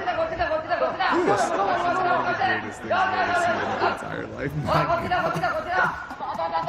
This guy seems to get it right here. Oh yeah, the tiny steps is the key. He's got the wild swings that are oh, you found it. oh, footwork. There you go, Dub. There's that intuition. See, that's You don't need to run fast, dude. But yeah, That dude's never played soccer in his life and is binoculared up. Holy! You reminded me of that. I don't know why. The minute I saw these guys blindfolded, my brain went straight to it. Dak Prescott with a moon ball. George Pickens touchdown. Okay. George Pickens. Steve. This is great too. This happened literally the play after, maybe 2 plays after, a fight broke out because Flournoy, the man who's getting more headlines that we've never heard of, got speared while sitting on the ground directly in the head by Rashad Perryman. And so the 2 teams not too happy with each other, but Dak makes them pay. George Pickens, the Steeler that should still be a Steeler. To Steve's point earlier in the show, this should be a track meet, and it's looking like it's shaping up to be one. Okay, so really quick, we have 8 minutes left until that 205 window where we crown the quarterback with the most points through the first quarter. Naturally, you've got a game back and forth between Dak Prescott and Justin Herbert. You've got Herbert in fourth, down 1.8 points. Prescott now takes the lead off the back of that touchdown. You got to imagine 8 minutes left. It looks like there's some time left in that game as well. Herbert's got to be slinging it to try and catch up there. I'm trying to see, does Myles Garrett have a sack yet? Is that one still open? Ooh, I don't know. Let's see. Pull up the box score. Just a reminder for everybody, a couple of open things that you can still predict along with us. Myles Garrett, over under 1.5 sacks. 2 sacks would give him the lead as the Vikings still treat scoring points like it's catching AIDS. This is awful for my over prediction. But a lot can happen in the second half. And then another one, is Dallas Goedert going to continue to be in the top 3 at the end of this early window of games? Yes or no? We're approaching halftime in some of these. I'm not sure if you're watching on YouTube or on X. It looks like YouTube is live and active. I'm checking X as well. Seems like it's real time on X as well. You might just have a refresh issue, so go ahead and refresh that. Ace, Oh my God. what did I miss? JJ McCarthy picked off in the red zone, but good Flag. news for me. He runs it all the way back for a touchdown. Flag, say it ain't so. I need somebody to score a damn point before I die. Ace, you Let's see, look who's it gonna so be on? smart calling this game a track meet, man. It's crazy to see the back and forth between those two. Yeah, Chargers defense looking terrible.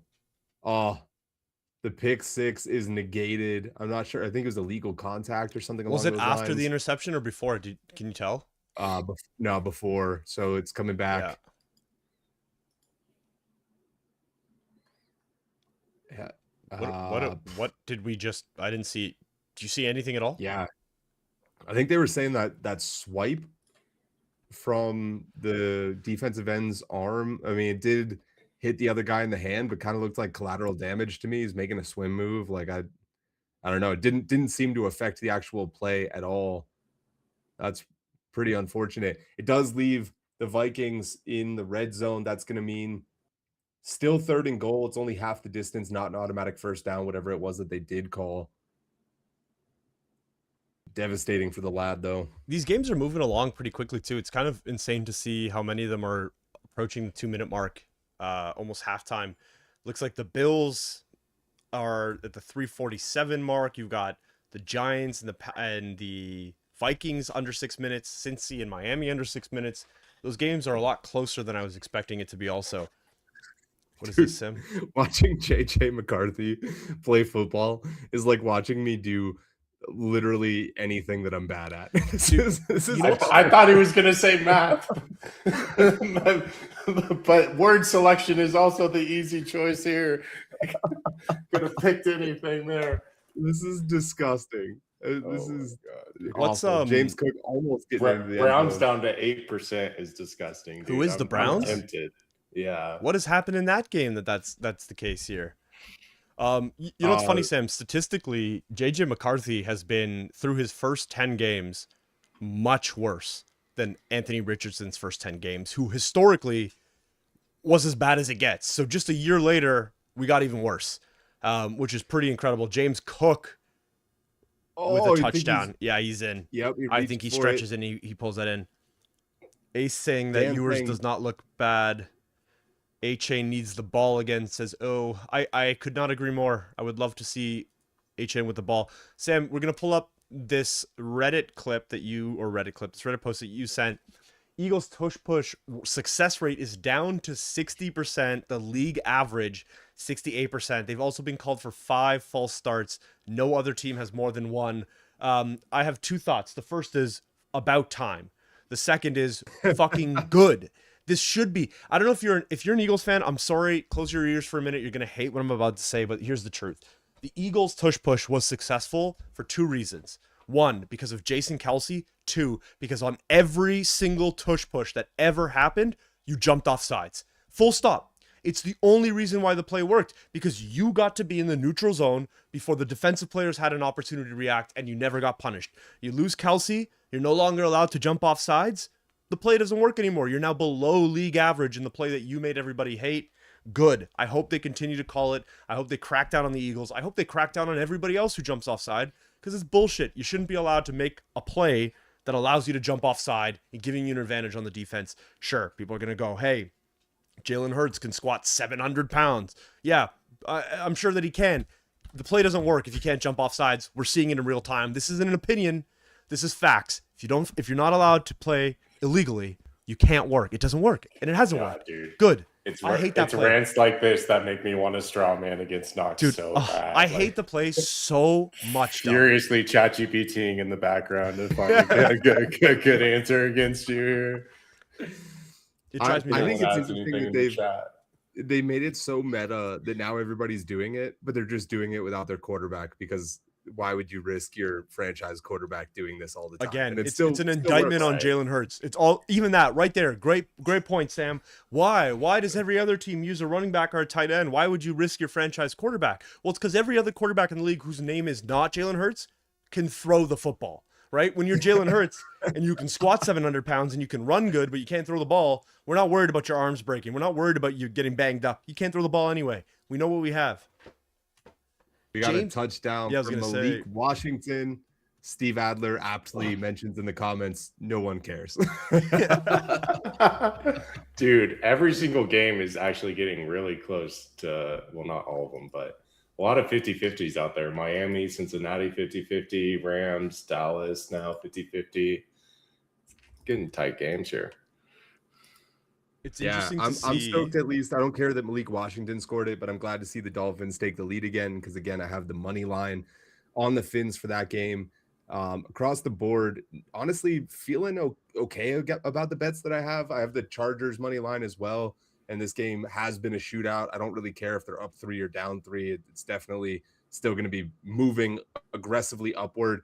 We talked earlier about how the Cowboys have cleared the over 9 out of their last 11 games. It looks like they are well on their way toward that again. I actually didn't take it in this one because I thought, well, the Chargers have a pretty good defense. Maybe they're able to button it down a little bit. I think it was 47.5 was the over on this one. And it just felt like that line is too correct for me. But with that being said, they're already well on their way to breaking over it, similar to the Bills Pats that we did take the over on last week. Taking the over feels so much better than taking the under. And I'll tell you guys why. Garbage time works in your favor instead of working against you. Taking that under and seeing a blowout and watching Jalen Hurts score 2 touchdowns to DK Metcalf or to AJ Brown in garbage time just hurt me so bad a couple of weeks ago that I haven't been able to take an under again since. This is the most disgusting look right here. This tight end. The Chiefs leaderboard. Titans. No, this right Titans. here, just in general. It's Dude, insane, we're reaching dude. halftime in these games. The Cowboys Chargers game is a shootout. There's 31 points scored already. Same with the Buffalo Cleveland game, 30 points scored in that game. We're reaching, this is in the first half alone, and we're talking we can only get 1.7 points between both tight ends on those two teams combined. Gadsden, Insane. Ferguson, both combined 1.7 points. 205 says Ace, stop the clock. Dak Prescott wins. Let's confirm that. Ace, you are correct. Dak Prescott will be your quarterback. If you guessed Dak Prescott to be the highest scoring quarterback by 205, you are correct. I'm going to ask everybody, if you're still watching, I need you to confirm that you've said Dak. Let me know that you've said Dak. I will go check, but I'm going to take your good word for it now so that I have some record of it to confirm who did not lie to me after. So yell Dak if you said Dak. Dak. It's so funny to me, dude. It's so funny to me that you said this is the most disgusting thing, and you pulled up the tight ends. And as I'm seeing that, I look up and it's Chiefs Titans 0-2 third down. I was like, yeah, Holy this shit. is the most disgusting thing I've It's seen. crazy, This is You know what's dude. funny? We were talking last night with a couple of friends. We're obsessed with scoregami. If you're unfamiliar, yeah. a scoregami is a score that is technically possible in an NFL game, but has never been seen before. There's a whole website that tracks scoregami. And I am very interested in the scoregamis that are available. 2-2, a scoregami that can happen. So is 2-0. But believe it or not, 4-2 has happened. Which not a game that I would like to have watched, but it is what That's it is. crazy. 4-2. The Panthers look like they're going to be settling for yet another field goal, unfortunately. Dub, have you been having any luck betting other markets? I know with forecasts, you do your Dub daily forecast of the week. You bet a lot of esports. You bet a lot of regular sports. You bet a lot of alternative sports, which is why I brought up blindfolded soccer and Bannocksock. Which Dub, is what I'll if you always start betting that. on Bannocksock and blindfolded soccer, we're gonna hold an intervention. That's I- like 8 steps too far, dude. Schedule it, dude, because I was already looking it up as soon as I was introduced to it. No, dude, I've been cooking on esports more than most because that one is really easy to just live trade. Just like with NFL, it feels like we have an edge. This fucking Giants Vikings game, my God, dude. Where is How it? many fucking turnovers? I said one condition for not hitting the over, and it has been a sloppy fucking turnover fest. This is the Holy. third tipped interception that I've seen in the first half. This is My a good God. pickup on Giants. Giants down to 24% right now. I guess this in is this case it actually works in my favor because they're basically in the red zone again. Sorry to interrupt you. Go ahead. Hey, listen, No, dude, purple it's good. and blue, close in colors. Listen, we talked about JJ McCarthy and Jackson Dart. They've got some head trauma. It's hard for them to see colors. Evidently, they have no idea who they're throwing the ball to. There's a turnover every 15 minutes in this game. It's ridiculous. What is this? Oh, I cooked yesterday on a Spanish mention market. Say habla español. Can you explain to me what that means, though? Because it was the live stream of the boxing event by a Brazilian influencer. Yesterday. What was his name? The guy who kicked Andrew Tate's ass? Well, yeah, that boxing event. Yeah, there was a live stream of it that had a mention market up, and they said Lore 3 times, just like I knew was gonna happen. Why did you know that was going to happen? Because no idea, I've heard dude. the words you just said, brother, but I'm not sure that they're registering with my ears. Same. I asked Grok. Grok said it's goated, and we went with it. So, dude, if it turns out that betting whatever Grok has to say is actually plus EV, we are in for a doozy of a 2026. That's gonna be so entertaining. Grok has a 90% hit rate on Dota 2 for me. I still have yet to watch a Dota 2 match, and I am absolutely up. Oh my God. Andy Mack says, if 4 of us pick Dak, is that a pack each? Yeah, so what we're most likely going to do, we'll have to wait for the team on clarification. But essentially, at first, we were just doing like one pack, and it was always a legendary pack. I think now, if multiple people win, we'll just make it a lesser pack so that everybody can win something. I could be wrong about that. If that is not the case, what we'll do is we'll do bigger packs, but then we'll just do like a wheel that spins between all of the winners, and we'll get it. Shadur Sanders just killed his wide receiver. The biggest hospital pass that I have ever seen in my entire life. I think it looks like the Bills actually recovered it and may have scored. But that player, I don't know who it was. It may have been Jerry Jeudy, was down. Quinshon Judkins. Is that who it was? Am I wrong? Down, holding his leg, pounding the ground. Did not look good. Yeah, Damn. It was Judkins, is what Snake is saying here.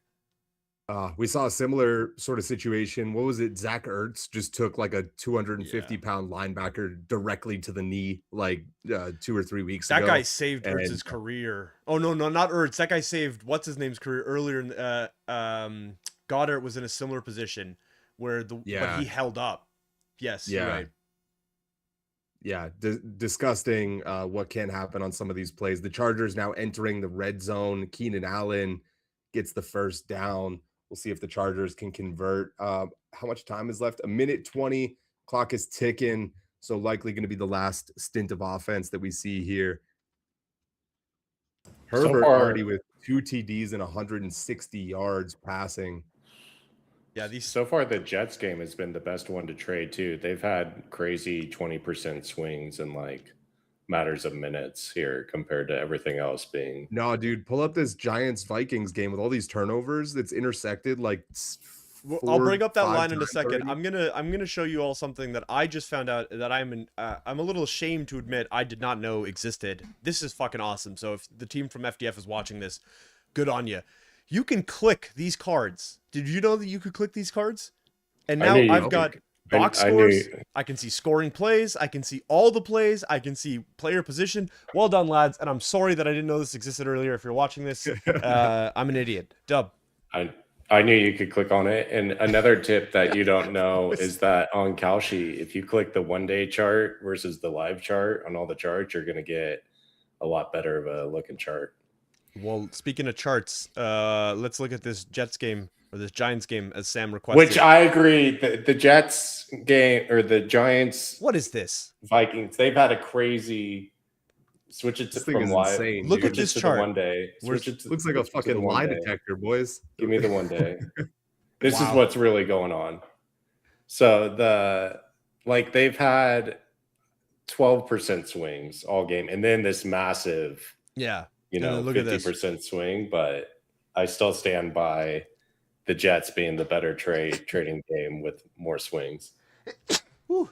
Insane, dude. You see Insane. right here at 118, the flip. See another flip here. There's like 3 flippenings, so to speak. Yeah, and on that game, we see it's 13-3. JJ McCarthy finally realized he can't actually throw the ball, so we decided to run in for a 9-yard touchdown. Thank you for that. They're now at 20 points. I only need 22 and a half more. Oh, as the Chargers, Jay Herbert with a little flip pass. Is that in? Please tell me he got in for the touchdown. Oh, Keenan Allen is an inch short away from Justin Herbert's third touchdown pass of the first half. That would have been huge in setting him up for the rest of the game. Instead, it's probably going to be a short. This will be run to Kamani end zone. Vidal. Sick little flip pass. I think they're going to review that. Wow. There's a good chance. Yeah. Shadur Sanders has Judkins. killed Quinshon Judkins. In his rookie season. Demolished. Oh, man, you hate to see it. Get well soon to the kid. 3-2. One of the most disgusting score lines I've ever seen in my entire life. I was thinking about taking the Titans in this game, Tajay but Spears. I had Tajay nothing in Spears. me. I agree with you. Sorry, Yeah. Tajay looked like he was going to rip that off, take it to the house there. Maybe a little bit of excitement did. in a game of 2 teams that are just dead and just want this season to be over with. Ooh, I don't know if you saw that. Herbert, pass it to the fucking tight end, please, my guy.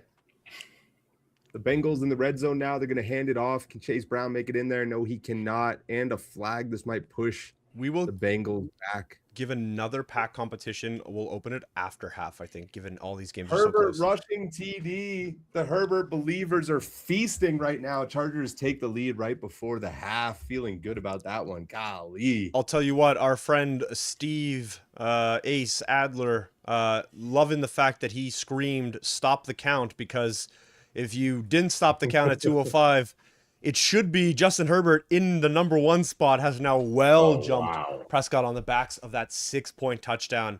Again, remember, quarterbacks, if you run in the ball, it counts as any other rushing touchdown would. You earn 6 points. When you pass a touchdown or when you have a passing touchdown, it's worth 4 points. That's a massive, massive moment for Justin Herbert here. Man, Herbo absolutely on fire in this game. Jesus.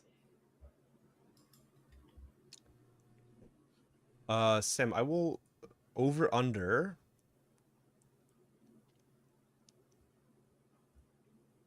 No, it looks like you can only see. Oh, wait, hold on.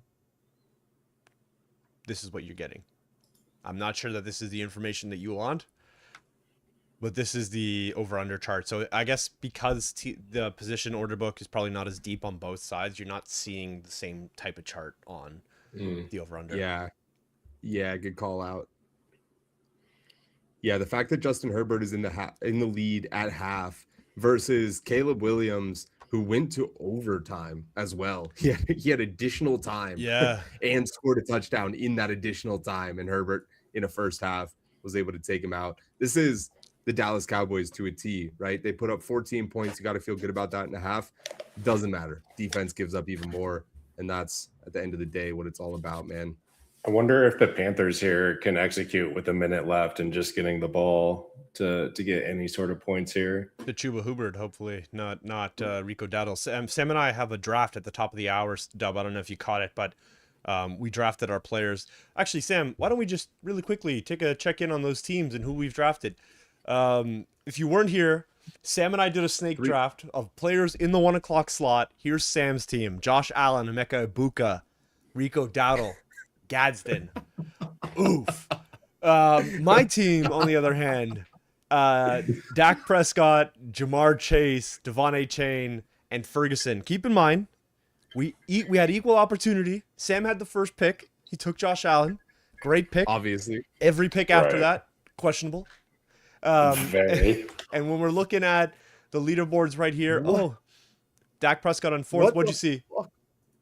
Josh Allen literally rolls into the end zone and just lays down and holds the ball out of the end zone so that he doesn't get called for a safety. Was that a Garrett sack? And Garrett, Is it a half I think sack or a Garrett full sack? touched him first. It's tough to say. I would say Maybe. Oh no. he might get a half sack there. I don't really know. Yeah, this one's confused. They're gonna give him a half sack. What the just fuck is he even because, doing there though? That was one of the most ridiculous plays I've ever seen in my life. They don't give him the safety though. 3rd and 23. It probably should be a safety, dude. I think he was down in the end zone. He was fully. Oh no, he's down right laying there in at the end one. zone. Oh wait, no, he's not touched. He's touched in the end zone. It should be a safety. But the ball is out, right? It's The gonna be ball? challenged for sure. This would be a level of incompetence that only the Browns are capable of if they do not challenge this. They don't got have a no timeout. They can't even call Yeah, a you challenge. can't challenge. My God, dude. Imagine being the fucking Browns. Dude, Holy- oh my god. Holy Oh, we gotta clip that one. Good Lord. Prediction Snake- markets are No way. unswayed, dude. and a foul, Oh, a false start on flag? the Bills. All right, push him back. Push him back. Browns now All right, up 2%. Okay, Let's go. listen, I want to really quickly, we need, great pass by Bryce Young there. We need to talk about this for a second. So if you are unfamiliar with what we were just talking about for the last 2.5 minutes, I'm going to run you through it here. If you get tackled in your own end zone, it is a safety. A safety is worth 2 points. Then the tricky part about a safety is not only does the team that just scored points get the points, but you also then have to kick the ball back to the team who just scored. It is one of the most disrespectful things that can happen to a team in football, and it should have just happened here. Josh Allen ran backwards, fell into his own end zone, hit the ground, was touched in the end zone. It should have been a safety. The Cleveland Browns are really brownsing it up, and they have no timeouts. You cannot call a challenge without a timeout because the penalty for making a challenge and losing it is a timeout. So if you don't have a timeout, you can't even call the challenge to begin with. They just lose out on 2 points and a safety off the backs of a bad call from the ref and bad clock management from the Browns. That is truly a sequence that only the Cleveland Browns are capable of. That is, oh man, that is a fireable offense. That was one of the most disgusting things I've ever seen in my life. With that being said, I mean, the Browns' entire season has been a fireable offense. Yeah, so Snake says they did not give anything to Garrett on that, so he did not get the half sack. Andy, no, you can call a timeout, or sorry, you can call a challenge at any point in time during the game. You just must have one timeout because the penalty for being wrong is the loss of a timeout. So if you don't have one to begin with, they won't allow you to call a timeout because you don't have the collateral, so to speak. So they were unable to challenge that because they blew all their timeouts earlier. Andy says, got it. Damn, sucks to be a Browns fan. Yes, it does. Yes, it does. Good Lord. One of the toughest teams to root for in all of sports. Thankfully, I'm a Steelers fan, so I get to enjoy their misery. Actually, this is a fantastic opportunity for me to bring one of my absolute favorite clips of the week up. It is the last thing in my document here. I'm going to send it to you in just a sec here, Knock. Ben Roethlisberger. I don't know why it's linking everything. That link twice, is an Ben atrocity. Roethlisberger was inducted into the Steelers Hall of Fame, or Hall of Honor, they call it. And his opener for this speech, it's short and sweet, and it's a bit unconventional. And I don't know how this didn't get more attention, because I thought it was S-tier trolling. Let me pull this But, up. 1 second here. Here we go. Here's Big Ben. I'd like to thank the Cleveland Browns for not drafting me.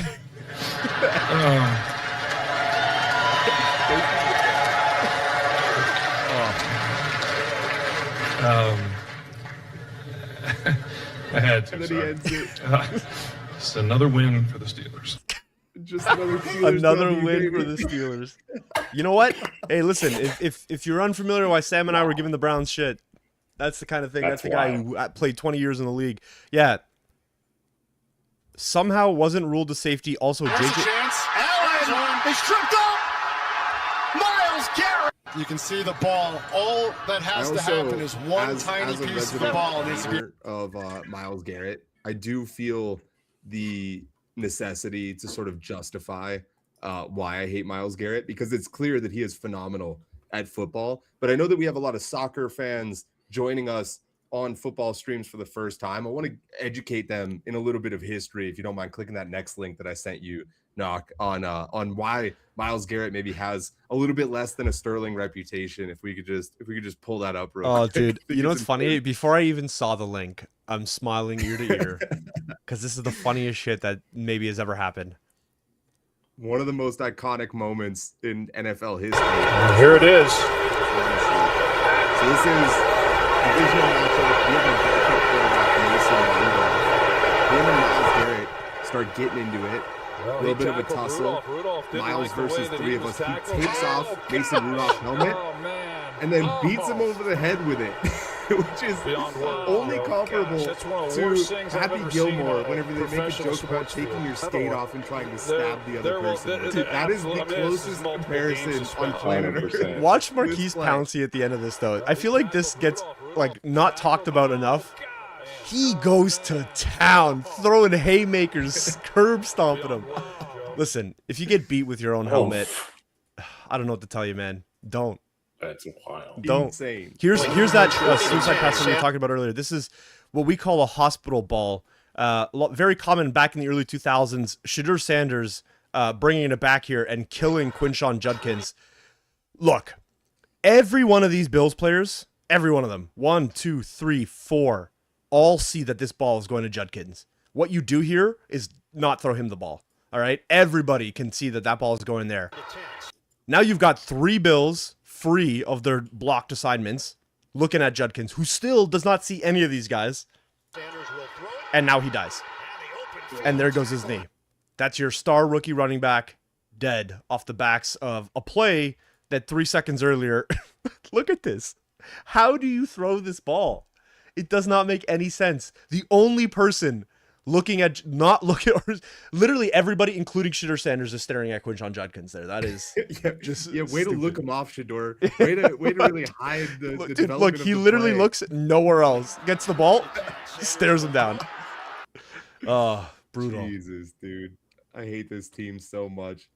Getting rid of it. Oh yeah, he did miss it, so it did not count for him. All right, Andy says you gotta clip that shit if you get beat with your own helmet. He says he's still laughing like 2 minutes later. Dude, it's got to be the most demoralizing thing that can happen to you, right? Like, it's one thing to get punched, but to have your helmet taken off and then getting beaten with it. What happened, Sam? Another turnover. The over, boys. We're looking good for the over. The Giants just got a pick 6, the second one of the half. If the last one didn't get called back, now 23 points scored in this first opener. This is disgusting play. I mean, this is the equivalent of watching Pee-wee, except for they all had a growth spurt last night. I mean, it's not NFL football. JJ McCarthy doesn't have a fucking clue what is going on, dude. This guy is just like Oprah. You get a ball, you get a ball, you get a ball. Holy shit, man. Oh, my bad. It's sack fumble. Even worse. Also, very clearly he didn't know what was happening, though. Never even saw the defender. Blindside hit, squirts out, scoop and score for the kids.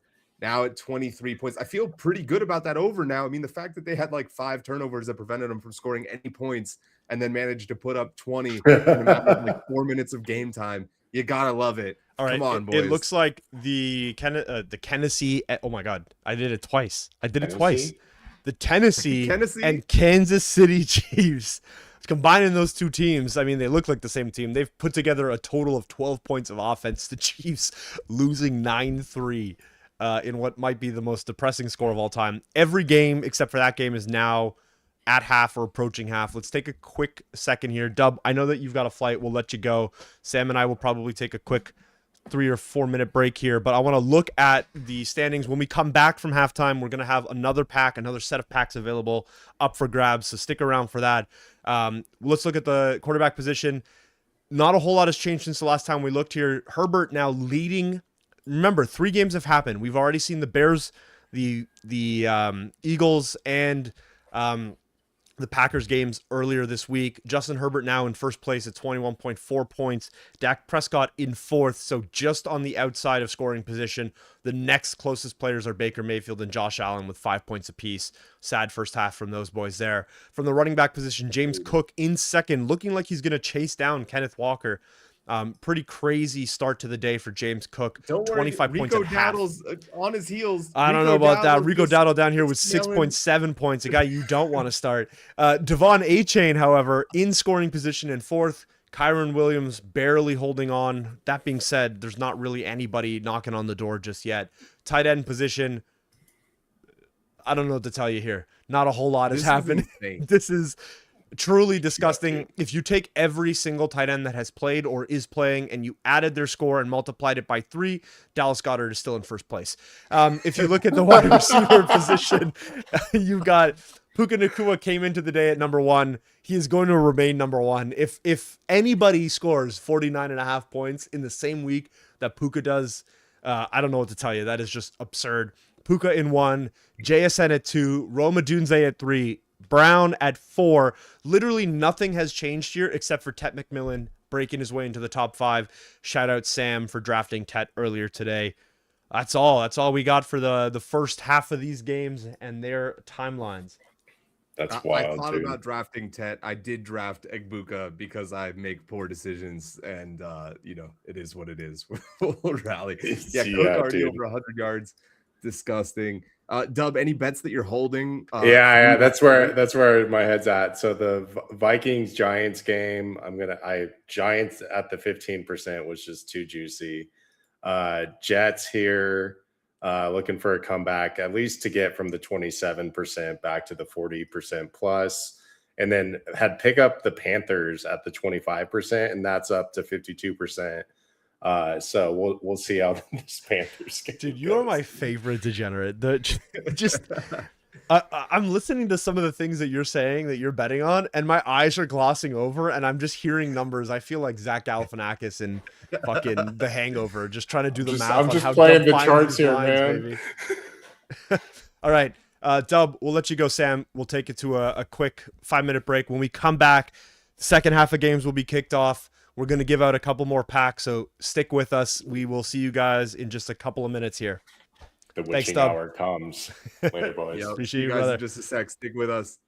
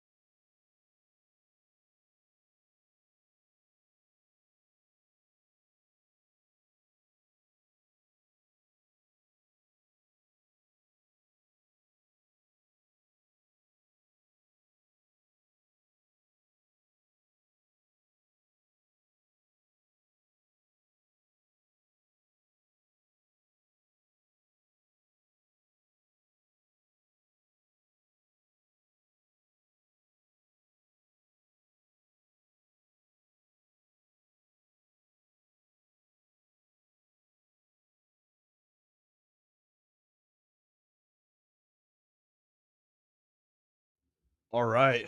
We are alive. Just in time for the Chargers and Quentin Johnston to throw another deep ball almost in the red zone already is Oh yeah, Jay crazy. Herb and the squad. I had to force feed myself a slice of pizza, and then I got the energy boost brought to you by Red Bull Juneberry, the best flavor there is. Sponsor me, please. What the fuck? Said nobody ever. Oh, I love Red Bull. Literally ever. Oh, sorry. Somewhere I opened up another instance of the live stream. My bad. I think I sorted it now. All right, back into the fold. Knock, I've got mountains and mountains of shit for us to go through. Okay. Okay, let's do it. I'm reading the chat here. Did Minshew get hurt? I don't know. I'm still trying to figure it out. Oh, okay. Sounds like Steve said maybe, but maybe we'll find out after halftime if he ends up coming back onto the field. This one was an alternative sort of approach to championship celebrations. Two questions here. One, is this an ethical celebration where you know, sorry, I'm so distracted because I know it's about to happen. They're celebrating the title. Mid-season NBA Cup or whatever the fuck they call this thing, which is already, I don't know, over the top. I mean, they're lifting this thing like it's literally the championship trophy at the end of the year, which it certainly is not. And then just run the tape, man. I need to see this now. Have you not seen this?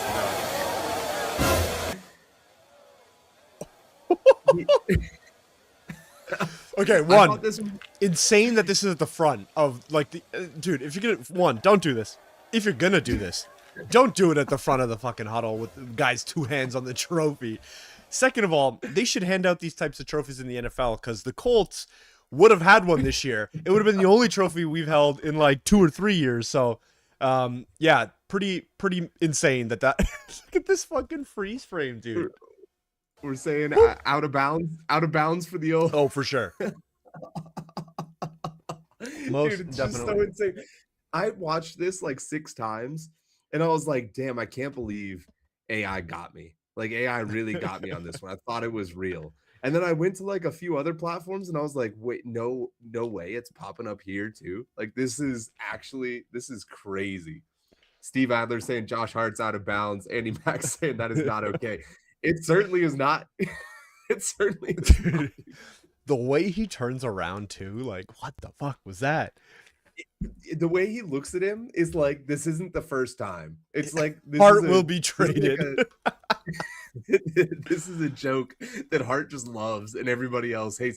Like, what was there was one Key and Peele skit where it's slap the ass, guy that like grab ass, too hard. Yeah. Oh, yeah, the slap ass. Yeah. This is the slap ass equivalent. For the uninitiated, Key and Peele, you need to just go watch Key and Peele skits. Just do yourself a favor, spend 2 or 3 hours, and we'll go from there. I'm gonna pull it up real quick. Slap ass, just for context. You just got to skip probably to the middle of this one, but arguably one of the best skits they ever had. It's a guy who, no matter what he does, can't resist the glorious idea of slapping his teammates' asses. Boomer says, Gets out of there. There's a chance. Walmer says Hart will be traded. Steve says, I think Hart and Brunson went to Nova together. He's not liked that before. Says Andy Mack. Yeah, it'd be interesting. I mean, maybe old college teammates. It used to be cool. Everybody was putting thumbs in butts, back in Nova. But now that Brunson's a star in the NBA, he's changed up. He's not like that anymore. Sam, I gotta tell you, I'm fighting for my life right now. There's audio playing in a tab that I can't seem to find. So you're gonna have to give me 32 seconds while I figure out how to stop this so I can hear myself think. Josh Allen remembered that he can throw the ball, but forgot to throw it for plus yardage instead threw it for negative yardage, which we don't like. Dolphins, big 3rd and 4 here. They're down in this game, and they managed to get a little dump off pass. Ends up going for about 30 yards. Love to see it as a person with money on the Dolphins. Oh, of course, a flag comes in late, as is tradition.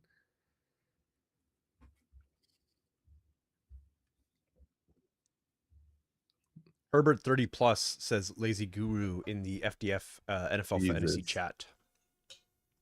Jesus. We found it. Okay. The Bucks. Let's see where this is at. Yeah, he'll get there. He's not quite 30 plus yet. What happened with the Bucks? Sweet fuck all. They're they're opening their drive. Look at this world-beating stat line. In the first half, Baker Mayfield 7 for 10 and 41 yards. Incredible. Jesus, that is tough. That is tough, and that's with his full wide receiving core now. Like, what happened? They're all there. MVP candidate at the beginning of the year with these guys. We thought, okay, they're coming back.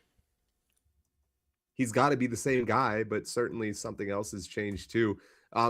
Knock, I'm also sending you, since we've been shitting on JJ McCarthy so much, I do think that this is a pretty interesting stat. My question for you, is this over the top analysis, cherry picked, whatever, or is there a chance that this is actually legitimately a case for why JJ McCarthy is an NFL quarterback and should continue to get the reps as the Dolphins turn the ball over via a fumble to the Bengals? Damn.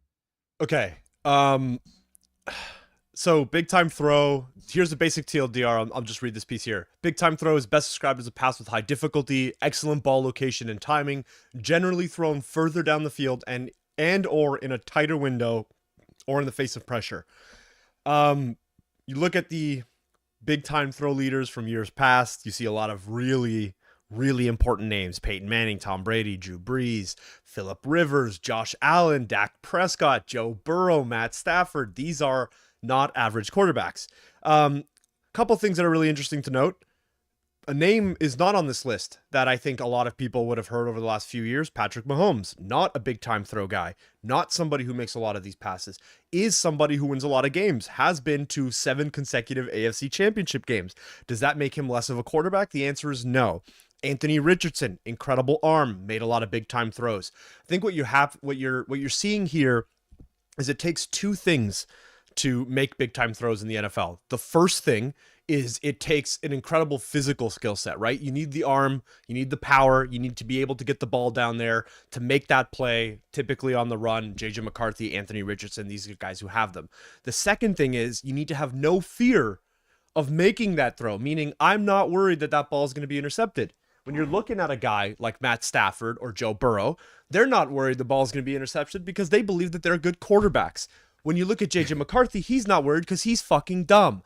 And the reason why JJ McCarthy makes a lot of big time throws is simply he doesn't know enough to be afraid of the fact that that ball is likely going to get intercepted. We're talking about a guy here who throws more interceptions than he does touchdown passes. He makes a lot of big throws because he's stupid and he's willing to just chuck that ball downfield. And to him, maybe there's a little bit of a safety net in the fact that you got Jettis downfield, you got Jordan Addison downfield, you got Jalen Naylor. These are big time guys. No, the answer, Sam, no, big time throw is not a great metric. I think if you look at the quarterbacks who've been in the top 5 over the course of the last couple of years, you're going to see 2 names in particular, and Anthony Richardson and JJ McCarthy. It's not an indicator of him being a good quarterback. It's an indicator that he doesn't know what he doesn't know. And what he doesn't know is that you shouldn't throw the ball to the other team. But when he does, it's a fucking rope, dude. It's a laser, okay? Yeah, Uncle Rico could throw that ball clear over the fucking mountains, but that doesn't mean he's going to play in the NFL, all right? Gardner Minshew ruled out with a knee injury. So no way. Mahomes obviously ruled out leading into this game. They'll likely have a backup quarterback. I mean, they definitely have a backup quarterback. One caveat. So when a team comes into the game with 2 QBs and that guy goes down, then you get the emergency quarterback situation. We were looking potentially at seeing Josh Jacobs in the game last night as Malik Willis got hurt, but really interesting to see this play out. Chase Brown and P. Ryan split. Corey Wright hanging out in the comments on Twitter. Appreciate you, Corey, for dropping in. He says, "What were Knock's locks? Can somebody give me a recap?" Knock, you wanna break down some of your locks for the day? I certainly will. Let's go to lines really quick. Okay, we looked at a couple of these things. I think 2 things that for me that were really interesting. One, before we even dive into the lines, my locks for the wins of today. Definitely was going to be the Buffalo Bills. I believe that they win this game 10 out of 10 times. Another team that I thought was going to win, and evidently it's looking like I'm wrong. I thought the Kansas City Chiefs were a lock. I had them there. I said, hey, it doesn't matter that they're down. You know, Pat Mahomes, Gardner Minshew is a dog. He's a great player, a lot of talent on that team still. Gardner Minshew is no longer playing. So everything that I said no longer matters. I'm going to give myself an out here and say, not my fault. They would have won if Gardner Minshew had played, but he's not playing. So Knox lock, 1-1 there. The other lock that I said today, right from the get-go, I said this in the FDF Fantasy chat. I said it in the show today to kick off the show. Devon A. Chain was a lock. He was always a lock for me in this set. And if you look at our position right here, Devon A. Chain sitting in 4th. Now, behind a couple players earlier in the weeks, but those were my locks. I wanted the Buffalo Bills to win. I had the Chiefs to win when a lot of people thought the Titans were going to win, mostly because I believe in Gardner Minshew. He's not playing. Devon A. Chain was somebody that I thought was going to be an outlet for Quinn Ewers. Looks like it's happened to be that way so far in the game here. So far, so good for a couple of Knox locks. The Chiefs are driving right now, too. I think there's still a relatively decent. Oh, sorry. No, the Titans are driving right now. Excuse me. I looked up and saw a replay. It looked bullish for the Chiefs, but actually quite good for the Titans if that stands. Toe drag downfield. Man, the Giants-Vikings game has yet again swung to be now in favor of Minnesota once again after the Giants quickly took the lead. This is one of the most entertaining games ever for the perspective of the better. It was at 85% for Minnesota just half a quarter ago. Dude, what an incredible game from Shedeur Sanders. He kills Quinshon Judkins. He throws the ball directly into the hands of Bill. On this play here, he decides, let's throw it right at the D lineman standing in my face. That's 2 interceptions and a dead Quinshon Judkins for Shedeur Sanders today, having a truly Shedeur Sanders style game. Baker Mayfield in the red zone. Looks like they're taking off from the 17 here to Bucky. Yeah, Bucky is going to put in that work, but so far hasn't found the end zone. Dude, there is a windy day outside for me, and a huge branch just flew right past my window. I'm so glad that didn't come 3 feet closer to me, because good Lord. All right, we're going to introduce 2 more lines. One that we did last week that I thought was a lot of fun. We're going to look at teams that are losing today or losing right now as it stands. A team that is currently losing that you think will win. This will be an end of episode win. Here are your choices. Tampa Bay currently down. KC, Dallas, Cleveland, the Giants, Miami, and the New York Jets. All of those teams are currently losing. If you're watching this on anywhere that is not YouTube, go to YouTube. Tell us which of those teams that are currently losing you believe will win by the end of the day, and you'll be eligible for a pack. Second one, Sam, what do you want to do? Next running back to score, next tight end to score. Maybe we got to reverse juju the tight ends here a little bit. Real quick, for anybody that wasn't listening, drop it one more time. What were the names of the teams that are eligible for that next one? Yeah, currently teams that are losing: the Buccaneers, the Giants, the Chiefs, the Cowboys, the Browns, the Dolphins, and the Jets. And who are you picking, Knock? Who you got? I want to say Tampa Bay, but I feel like that's a cop-out given the fact that they're marching, so I'm not going to say Tampa Bay. I'm going to say the Kansas City Chiefs. I still believe that team is just a better overall team than the Titans. The fact that the Titans have only been able to score 9 points through 2.5 quarters so far, to me means they're not for real. It's got to be the Chiefs. Don't say they just scored. That. Oh my God, dude. Put up another touchdown. I'm sticking with it. I'm sticking with it. The Chiefs are going to win this game. That is crazy. Okay, quick refresher on packs. Pick the team that is currently losing that you think will win. Reminder that Myles Garrett did not get a sack at the end of that quarter there. That bet is still live. Does Myles Garrett beat the sack record today? It's 1.5 sacks. You can say yes or no. That one will likely have plenty of people who get it right, so we will be specific with who has the opportunity there. But does Myles Garrett get the sack record? And then, Sam, do you want to do the tight end that leads by 345? Dude, we gotta reverse juju the tight ends. We've been screwing these guys up for a couple of weeks. Right, they haven't scored a lot of points. We got to give them something. Yeah, we should, because somebody's got to do something here, right? In the next hour. Did Ferguson become like an amputee at some point? I don't know what happened. like Dak Prescott just no longer able to see him. The fact that literally none of the starting tight ends seem like starting tight ends anymore, except for the three that end up winning every week, is absolutely insane. I thought with Kelsey, like he's definitely not going to be as juiced as he was. For sure, we're going to see a big shakeup. Thank God I bought some Dallas Goedert, or else I'd be in complete shambles this week. We see the Bucks also getting into the end zone. Man, I don't know. Yeah, what do we even do with the tight ends that doesn't have Dallas Goedert seemingly running away with it? I think we do this. Only 4 T's active. That's correct, Steve. The tight ends that are active: Ferguson, Kelsey, Kincaid, and Gadsden. You would have to imagine that even with 4 active, surely we're going to see at least some points be scored somewhere. I think we run it. I think you guys have until 3:45. Those are your 4 choices: Ferguson, Kelsey, Kincaid, Gadsden. Which of those very poorly performing tight ends is performing slightly less poorly than the other tight ends by 3:45 p.m. Eastern? Give us your answers in the YouTube chat. Really quickly, we have Lomer saying Tampa Bay will win. Steve Adler saying the Giants will win. Professional Gambler says the Giants. Andy Mack says Tampa. Crypto Block Dan says Bucks. Ben Smalley says KC. And we've got the Jets from Jazz as well. And it looks like Ben Smalley, not only does Ben Smalley say KC will take the lead, he also is betting on Kelsey to surpass Ferguson by 3:45. Just reminding you guys, if you're watching us on Twitter, go over to the YouTube. I just dropped the link again in my YouTube chat to join us, where we can track your predictions and you can win some packs. Love to see all those predictions coming in. Another one for Kelsey. Tampa Bay, somebody's picking the Cowboys. My God, they're flying in. Appreciate that, guys. Excited to see you guys win some packs. Steve says, basically, we're just picking a tight end that we think will get a touchdown. That actually is a pretty good way of thinking about it, honestly. Knock, I gotta eat some crow here, dude. Okay, I've been watching this Panthers Bucks game pretty tightly.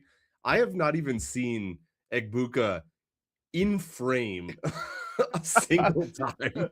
I told you, dude, you picked the 3rd best wide receiver on a team that hasn't been able to score. He was the 3rd best wide receiver at the start of the season when he was the best. He was doing so well as that 3rd string. I thought we were bringing it back, but clearly. Oh man. Well, we got Gabby. Gabby says Kincaid, I guess. Yeah, you're probably right there. We all kind of feel like, yeah, I guess, fuck Kincaid. Sure, why not? Tight end position. You know, it's crazy. It's been about an hour since the clip that I think Sam is gearing up to post on X. But been about an hour since I said, take all the tight ends who are currently playing, multiply it by 3, and they're still behind Dallas Goedert. And guess what? Literally not one of them has scored even a 0.1 of a point in that hour. Always saying, man, I'm pissed they took that from A-Chain. The Dolphins got double screwed there. This was 10 minutes ago. I'm wondering what happened on the A-Chain touch. Who is the quarterback in for KC right now? Oh my, what I genuinely have no idea. Yeah. Dump off pass to Xavier Worthy. Big play there. Xavier Worthy is the sub for Rashee Rice. So you're rooting for him if you had Rashee on your starting lineup today.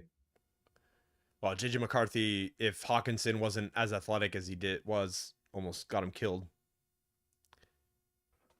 Oh, Brosmer's in. Brosmer back in. Oh no, not great for the Vikings. You got benched for a guy who threw 4 interceptions in his only start. Oh my God, dude! I gotta open up Kalshi now. Holy! I'm looking at the group chat right now as well as.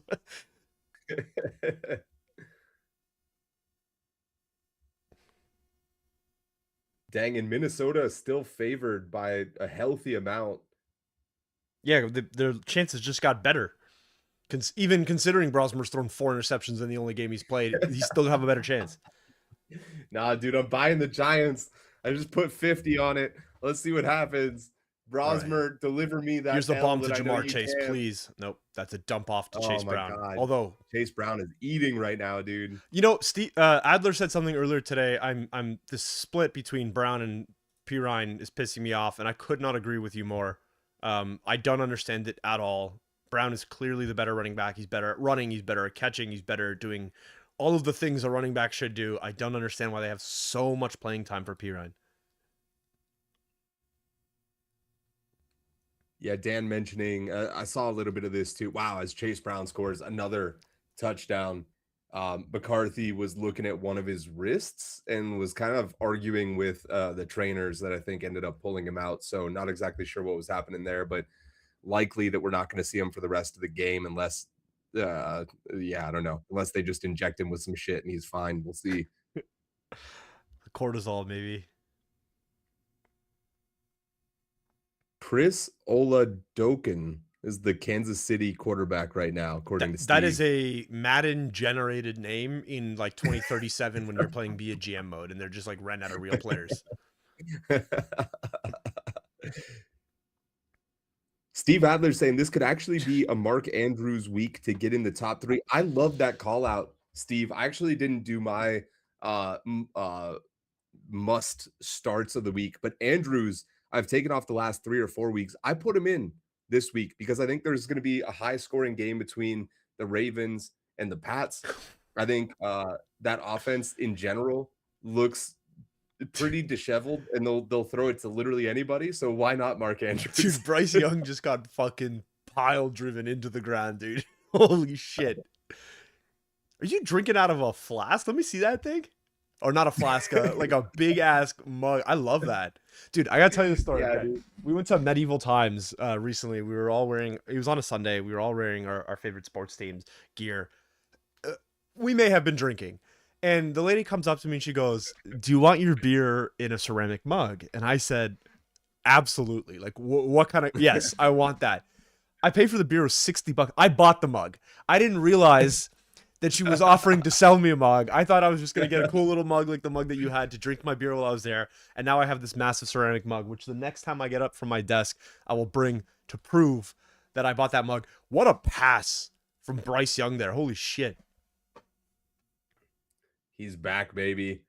Dallas now in the red zone, getting stuff. They're going to have 3rd and 5 here. Might have to settle for a field goal. We'll see. Sam, yeah, crazy pass from Bryce Young over 2 defenders in order to get the first down. Sam, you might be having a little bit of a connection issue. Don't worry, you're good right now. Like, we can hear you, we can see you. You just seem to be teleporting all over the room a little bit, but we're good. Okay.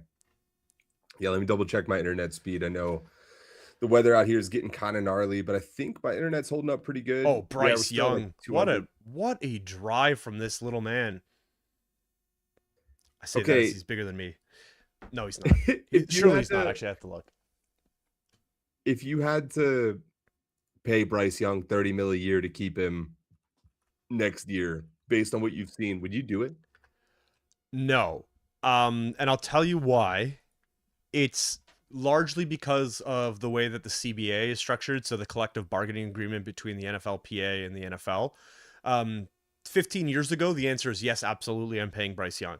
The reason why the answer is no today is that the cost of moving on from a guy like this is relatively cheap because quarterbacks don't make a bunch of money anymore on their rookie deals. The greatest example of this, in 2010, Sam Bradford comes into the NFL. He gets $70 million guaranteed. In 2011, crazy, as a rookie, in 2011, Cam Newton goes 1st overall. Just 1 year later, but after the collective bargaining agreement had been signed, he gets $35 million guaranteed. So in one season, the cost of a rookie quarterback drops by half. I think you're playing in an era right now where rookie quarterbacks are really cheap to acquire. The cost of moving on from one is pretty cheap. I would probably move on from Bryce Young and take another lottery shot on goal and hopefully get somebody that's useful for a couple more years. I would definitely pass on him. Steve says he's letting him walk too. Man, I'm on the fence, honestly. He's looked pretty good the second half of this year, but we've seen a lot of quarterbacks look pretty good for the second half of a year and not be able to stitch that up for the problem is, right, contract. like the inverse of the Bryce Young is, hey, Sam Darnold looks like shit. Hey, Daniel Jones looks like shit. Hey, Baker Mayfield looks like shit. And because of the same thing that I just described, the NFLPA structure, it's really cheap for those teams to move on. But if they had waited a year or two, you got 3 of the best looking starters in the NFL this season, right? So it goes both ways. It's too easy for a team to move on. I think they're going to move on because it's easy to do so, not because Bryce Young hasn't been good enough to sign again. Do you think that means that he's going to end up going somewhere and having a sort of Sam Darnold sort of progression where, you know, a couple Yeah. more years, signs a reasonable contract, goes to a loaded team and ends up being stellar? The only quarterback that I can think of off the top of my head that has had extended success at that size was Drew Brees. And I think he is. I think I'm closer to Bryce Young than he is to Drew Brees. So I'm concerned about the size. I'm concerned about his arm strength. I'm concerned a little bit about a lot of things. I think he's a good enough quarterback to take you into the playoffs. I think he can probably win a playoff game or two. I think if he's on a team like the Broncos or the Jags with the defense or the Texans with the defense that they have, I think he does well and you could probably win a ring with him. But he's a quarterback that will win with a stacked roster, not a quarterback that can win in spite of a stacked roster. If you're looking at like Josh Allen, for example, Josh Allen wins in spite of his team, not because of it most of the time. Chargers get a massive stop first off on third down. George Pickens takes a terrible dropped pass and turns it into an incredible catch because it hit him right in the paws. He manages to bobble it and then tip tap, drag the toes in order to still complete the pass, but it's 4th and 1, and then they get absolutely stuffed on a 4th and 1 right up the middle. Chargers take over in their own end. That'll be interesting to see how it shakes out. And the Panthers, they're in the red zone. First pass on first down is broken up. Shedeur Sanders already with 3 batted passes in this Browns game. He's going to instead decide to use the wheels, scramble for a first down. We'll see if they have any chance there. But here we are again, right? We were talking about the Bills and Browns, that 10.5 being the spread in this game. And sure enough, they're sitting at 13 points, and the Browns are now driving because the Bills are letting up a little bit. And that's why you're so scared to bet the spread, especially whenever the Browns, again, 4-2 against the spread at home this year. The Bills were like 1-10 or something against the spread. I forget what the thing is. Like, it just disgusting work. Or I think it was 1-5 against the spread. The 10 was the other stat about how they're so good whenever they score a ton of points, or whenever the opponent scores a ton of points, because they just unleash the offense. But we'll see if the Cleveland Browns can score here. They're now in the red zone. All of a sudden, this game is actually pretty close again, and you got to feel bad about that 10.5. Knock, I sent you another clip as well. Yeah, I'm just watching which it. is I've seen this. This is good. This is a PSA more than anything for all of us that, you know, like to gamble maybe a little bit too much between FDF, Kalshi, and anything else that you could throw money on. As Bryce Young runs for his life, escapes, throws a dime in the back of the end zone. That's a touchdown for the Panthers to Sanders. Jatavian Sanders, another Madden 2037 name. Hold on. Looks like the Browns might score here. Dylan Sampson. Oh, dude, it would be so Bills to lose this game. Yeah, it really would be. Yeah, so talk us through what's on the screen here, Doc. Yeah, so this was actually, I think this was off the backs of not Thursday night's game, or sorry, not Saturday night's game, but a game a while ago. But the Chargers game where the Eagles lost, where Jalen Hurts had the only double fumble in a single play in history. Police show up at a man's home after he posted on Facebook that he was going to off himself after the Philadelphia Eagles lose last week. Officer shows up at the door. Someone called in reference to your Facebook post that you can see here. Probably going to kill myself. I'll let you know. The guy says, "I'm fine. The Eagles lost. You don't plan on hurting yourself?" Beckman, no. Jalen Hurts turned the ball over 6 times, man. And here's the clip of this interaction. The Eagles lost, man. I know. So I don't. I'm fine. Even the cops sound sad. You don't plan on hurting yourself? No, the fucking Jalen Hurts threw 3 goddamn turned the ball over 6 times, man. That's right. Yeah. Okay. All right, man. I appreciate it. All right, take it easy. The cop's laughing as he walks away. Yeah, dude, insane. Yeah, maybe just don't post about suicide on social media. I think we've jumped the shark on that being something you can do with no consequences. Yeah, no kidding. You look good, Sam. I haven't seen any cutting out or anything like that, so I think whatever that issue was has largely been resolved. Okay, sweet. Interesting to see Justin Herbert. I'm going to refresh on this real quick and make sure that it's up to date. But one of the things that I've really enjoyed, and we don't talk a lot about it on this show in particular, is seeing in real time the change in player value throughout a game. It's obviously really big swings whenever, for instance, a player gets injured. We saw Patrick Mahomes absolutely take a nosedive whenever that was the case. But you see the counter right now with Justin Herbert having a fantastic game, and his stock is up a good 10-15% on the day. And so it's really interesting to be able to play these kind of swings, especially if you're a super tapped in NFL fan. You're seeing these things happen in real time, whether it is an injury or a prioritization change, like we talked about with Dallas Goedert, I think last week. And then this week, he ends up being the number one tight end, at least so far. And his stock went up tremendously. I think there's massive arbitrage opportunity for people to be playing this if they're watching everything in real time and making changes. Yeah, we're watching this now. I think the same logic works with like what we've been doing with Kalshi lines, right? We've been looking at this screen so often today, watching the metric. If you were here earlier when Dub was here, or you've seen Dub in any of the witching hours, you know he's a lunatic for this sort of thing. But you can play those momentum swings, right? Off the back of a touchdown, sell a little bit out of a position. Off of, throws an interception, buy a little more of that position. I think what we've seen here is that one, volume and trading volume is rewarded on FTF. So there's always an opportunity for you to find some value in those trades. But two, it allows you to maybe gear up and get players at a discount for following weeks. From my understanding, the shares that you buy mid-game shouldn't affect too largely your overall scoring. But at a high level, player has a really bad game, throws a couple interceptions. If it's somebody like a Dak Prescott or a Josh Allen, you know they're going to end up coming back in the next couple of weeks. Yeah, I wanted to talk to you. I just sent you another image that I know you've seen before, Knock, but there's this great I can bring this up actually. chart. Yeah, there's a great chart where somebody basically mapped out how many weeks of the NFL season a particular FDF player has won and the percentage of off-season rewards that they are going to get as a result of that.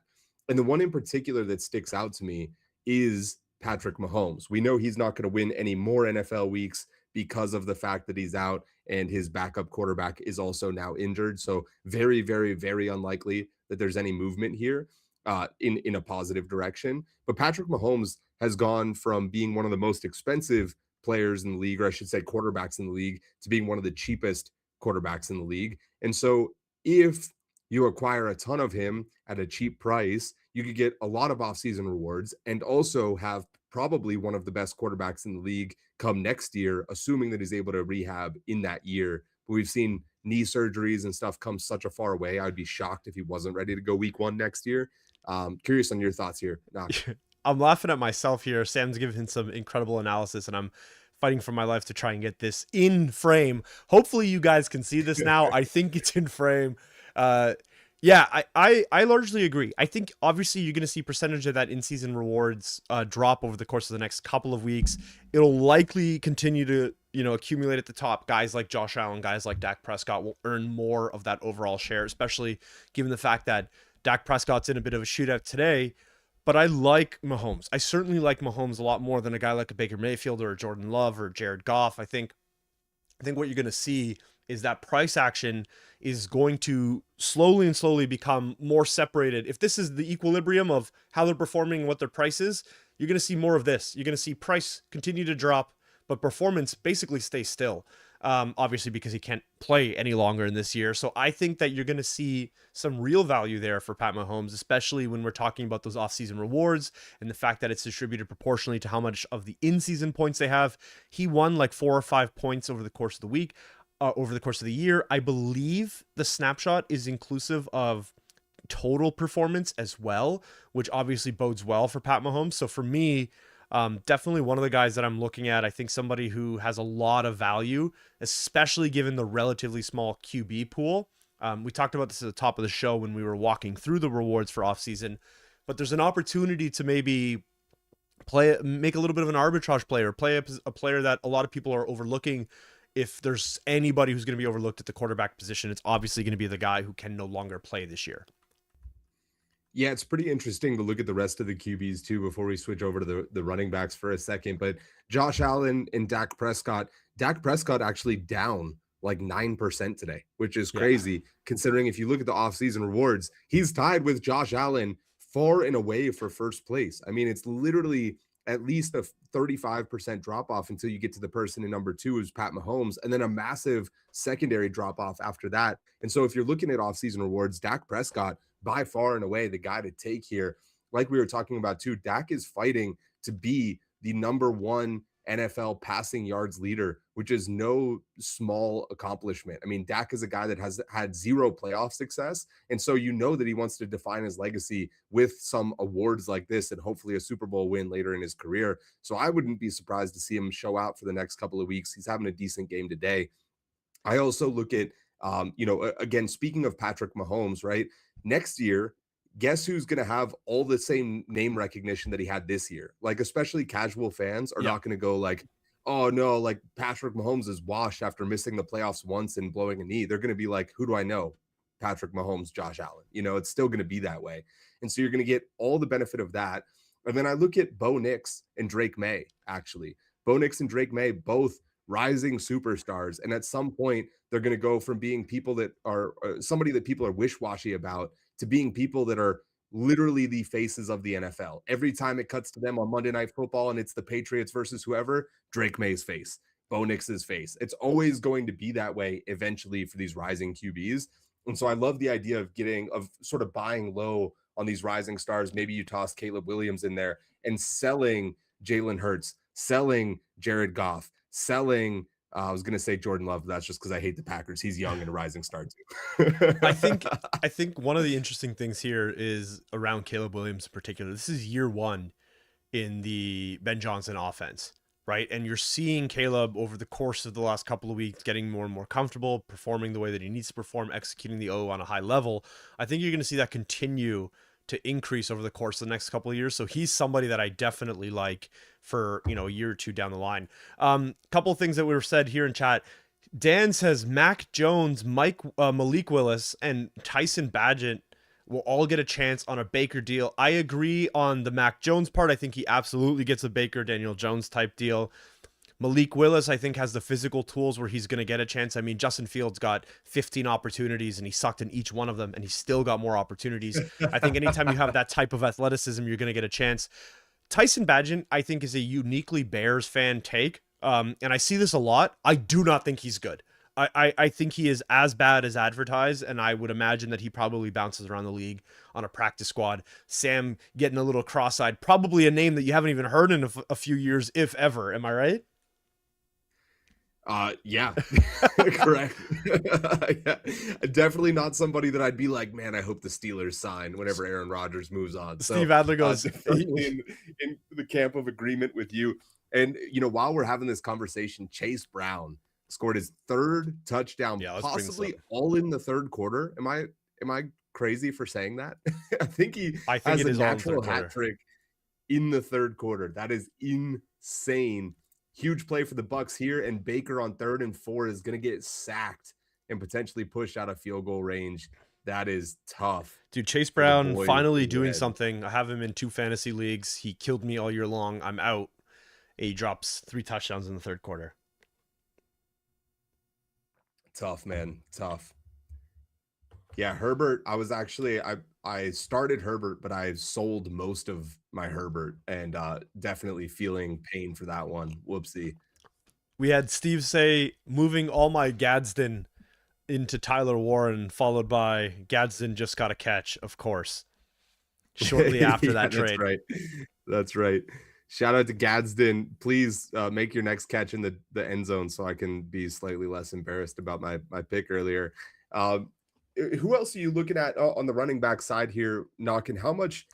I know we're all speculating on this. Nobody really has it fully figured out. But my question would be, what's your gut reaction to how much you want to trade somebody based off of name recognition or future upside because you think they're going to have a better year next year than they did this year versus that column that is percent of off-season rewards, because that's where my eyes keep going. But I do think there's got to be value in the Bo Nix types, you know?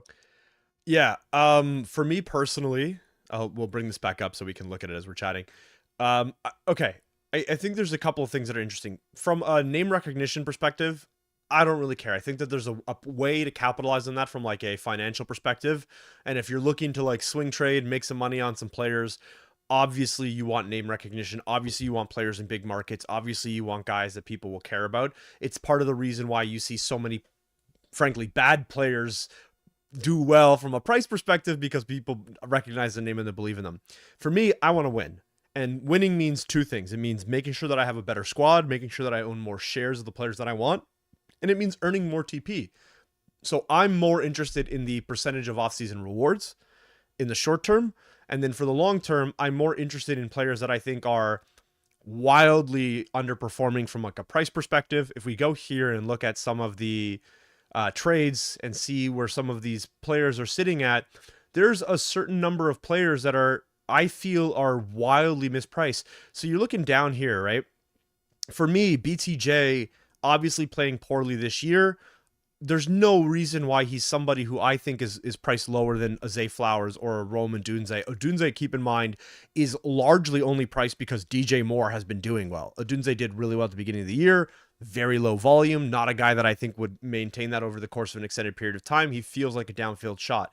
Michael Pittman, Jalen Waddle, Khalil Shakir, Garrett Wilson at the cheapest wide receiver in FDF. To me, this screams the minute the Super Bowl rolls around and people dump out of this position, I am going to buy as much Garrett Wilson as humanly possible, because I believe he's the top 5 wide receiver in the NFL. He's just in a terrible situation. He's hurt his leg, et cetera, et cetera. But now you're starting to see Adonai Mitchell has standalone value. He's somebody that when Garrett's down has had an opportunity to be in scoring position. So I'm looking at two things. I'm loading up on guys that appear to earn more of the total offseason rewards because I want more TP. And then I'm going to load up on players that I think are wildly mispriced as it stands today. BTJ, Garrett Wilson, those are the names that I'm attracted to right now. Yeah, Garrett Wilson, particularly interesting to me as well, because like we spoke about earlier, he's not going to get any offseason rewards, but I bet the second that he gets traded to anybody, which is, in my opinion, very likely given how terrible the Jets are, he will 5x depending on who he goes to. Like if Garrett Wilson manages to get traded to the Seahawks and has Sam Darnold throwing to him, or the Patriots and has, well, Patriots probably not happening because it's in the division, but you get my point. He instantly becomes, like you said, a top 5 wide receiver in the NFL. And so those are going to be the most exciting things to track in the offseason, especially because the reward pool is pretty consistent. It is mostly going to be about playing the slow game and making sure that you're picking up, acquiring what you want to be holding on to get those boosts. But yeah, looking at Patrick Mahomes, he's under 2 cents now. So trading at about 1/3 the value of a Josh Allen. But as soon as he gets to the offseason, he has at least 2/3 of Josh Allen's value, assuming that Josh Allen doesn't score in each of the next 3 weeks or whatever, and end up, making that even more asymmetric. But I do think there's a lot of upside here. I find it super interesting. And, I just want to give a shout out to the FDF guys for making it compelling and interesting to sort of like go through this mental exercise and be, questioning what you should do, and excited about being able to still kind of like have some skill expression of the way that you're reading things, the way that you're predicting about the players. The same feeling I get in who to start or sit is the feeling I'm getting now looking at this. And that's a really well-designed system. So I'm excited to see how it shakes out. I will say AJ shared some things with us that I don't know if we can share, but I'll say this. It is fucking exciting too. There's a lot coming in this product. I think if you look at FDF today and you're enjoying it, here's the good news. From a product perspective, and I think the team would agree with this is the worst the product will ever be, and it's already incredibly fun and very compelling. I think you give this a little more time, we're already starting to see a little more information. You look at the live scores today, and you see things like the injury report, you see things like the player who's in for that player. You saw on Jordan Love and his name, you saw that he was out and was not able to finish the game. I think you're going to see more of this product develop over time, and the more that you can do in the offseason, the more fun the in-season time becomes. So really excited to watch that play out. Let's take a quick look at some of these scores. Where are we at? Man, Bucks Panthers at 20-20. Yeah. Panthers just at midfield, and on 3rd and 2, they run it up the gut, get a first down. Good for them. Again, Carolina 6-0 against the spread after a loss this season. Like 6-0 against the spread. I took the money line. They were they had like 2 points in their favor, so a little bit dicey there. But I'm feeling okay about their chances. One of the things I wanted to bring up too, if there isn't any major updates you want to go into, Knock, is these end of year bets. We've got who's going to be the receiving yards leader, who's going to be the passing yards leader. We obviously could pick Super Bowl contenders, etc. Lots to dive into, and this is the most exciting week to dive into it because we're getting close. Yeah. One really quick thing, and then we'll dive right into that. Myles Garrett now did collect a half sack. Myles Garrett is now 1 sack away from setting the NFL record. Before we dive in, just a little bit of house cleaning, or housekeeping rather, really quickly. If you guessed Dak Prescott as the quarterback that would be in the lead, I'm going to need you to send me a DM on Twitter. Again, your in-game name, your in-game connected wallet address. We're going to get those packs sorted a lot faster than last week. Spend some time chasing some people down. That will no longer be the case, so you need to be on top of it. Look for DMs and make sure you're sending them at ITSGNOC. Go to Twitter right now. If you said Dak Prescott, send it to me. Let me know your in-game name. We'll go from there. Sam, you mentioned MVP odds. Let's start there. Let me pull it up on Kalshi and we can kind of take a look here. There's quite a few interesting things going on. Where is the tab that I have open? Okay, so we'll search up NFL MVP. We'll take a really quick look at this. So, okay, we'll do the championship first. If you had to place a bet on this today, Sam, do you agree with this standing at LA, Seattle, Buffalo as the top 3 teams by likelihood to win the Super Bowl? To be honest, I guess I don't know. I feel pretty uninspired by it, to be honest. I look at the Rams team today, and I remember the Rams team that won the Super Bowl, obviously led by the same quarterback, but they had Aaron Donald at the time on defense. And I know they have, again, a pretty good defense, but I just feel a sincere lack of confidence in all of these teams. I also don't trust, Sam Darnold to be able to run the Seahawks to the Super Bowl. He didn't look particularly incredible in their last game, despite the fact that they were able to pull it off with some heroics. And so I'm really torn here. I think the Rams at 17% feel probably like the most compelling place to put your money if you wanted to take one of those top 4. Outside of that, personally, I'm still pretty bullish on the Patriots. Like I see a team in the way that they close out games and the way that they have a balanced rushing and passing attack. And I go like, they could get hot and pretty easily steamroll their way to the Super Bowl and end up winning. Obviously, a young quarterback, there's all that. Kind of reminds me of the Bengals in Joe Burrow's season where he took them to the Super Bowl. Like they had a tough time closing it out. They had some injuries, etc. You always do whenever you get to the big game. But that's the closest comp that I can think of. So maybe I wouldn't take the Pats to win it, but I would take the Pats to get to it for sure. I think for me, the clear answer is the LA Rams. Right, I think that the best team. I think Matt Stafford is playing like the best quarterback in football. I think Matt Stafford is probably your MVP, barring a generational collapse here.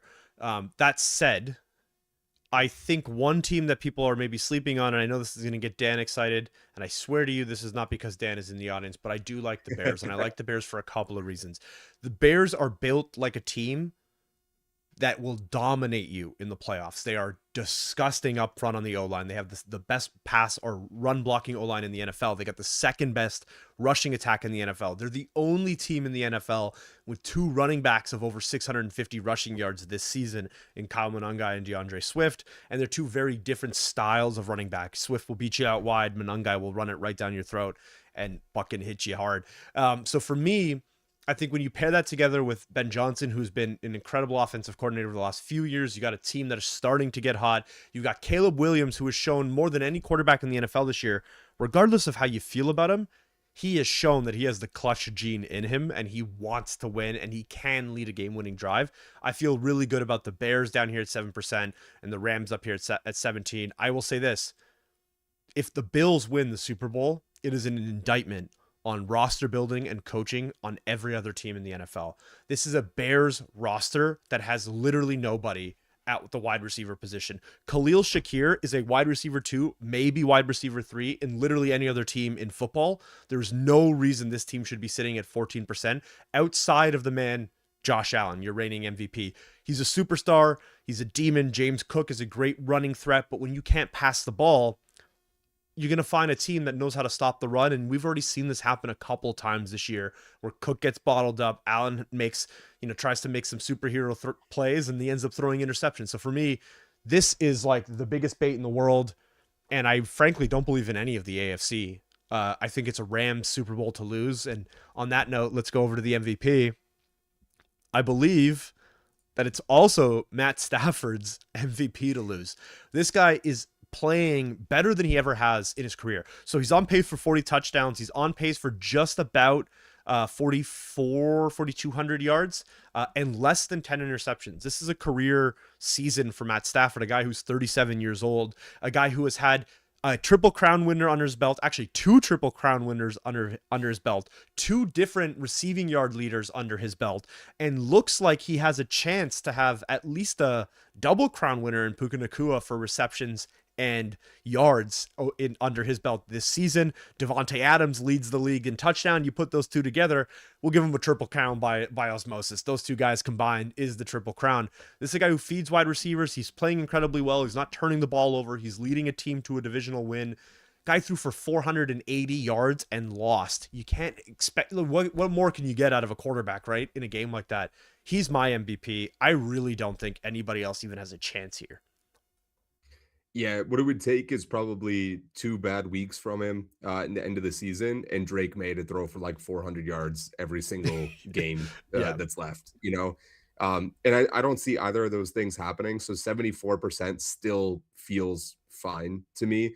Likewise, maybe if Josh Allen goes absolutely berserk the rest of the season, but I don't think there's a chance, really. I mean, especially because he's playing right now and we're seeing that he isn't really doing much in this game in particular. They're barely beating the Browns right now. And so with that in mind, I don't really feel great about anybody else beyond that, because you also have this sort of like legacy moment. Matt Stafford in general is a pretty well-liked person. It's also been a while since the Rams were really, really good and that he was competing for these MVPs and Super Bowl titles. And so because of that, there's a little bit of like a reprieve from being exhausted, right? Yeah.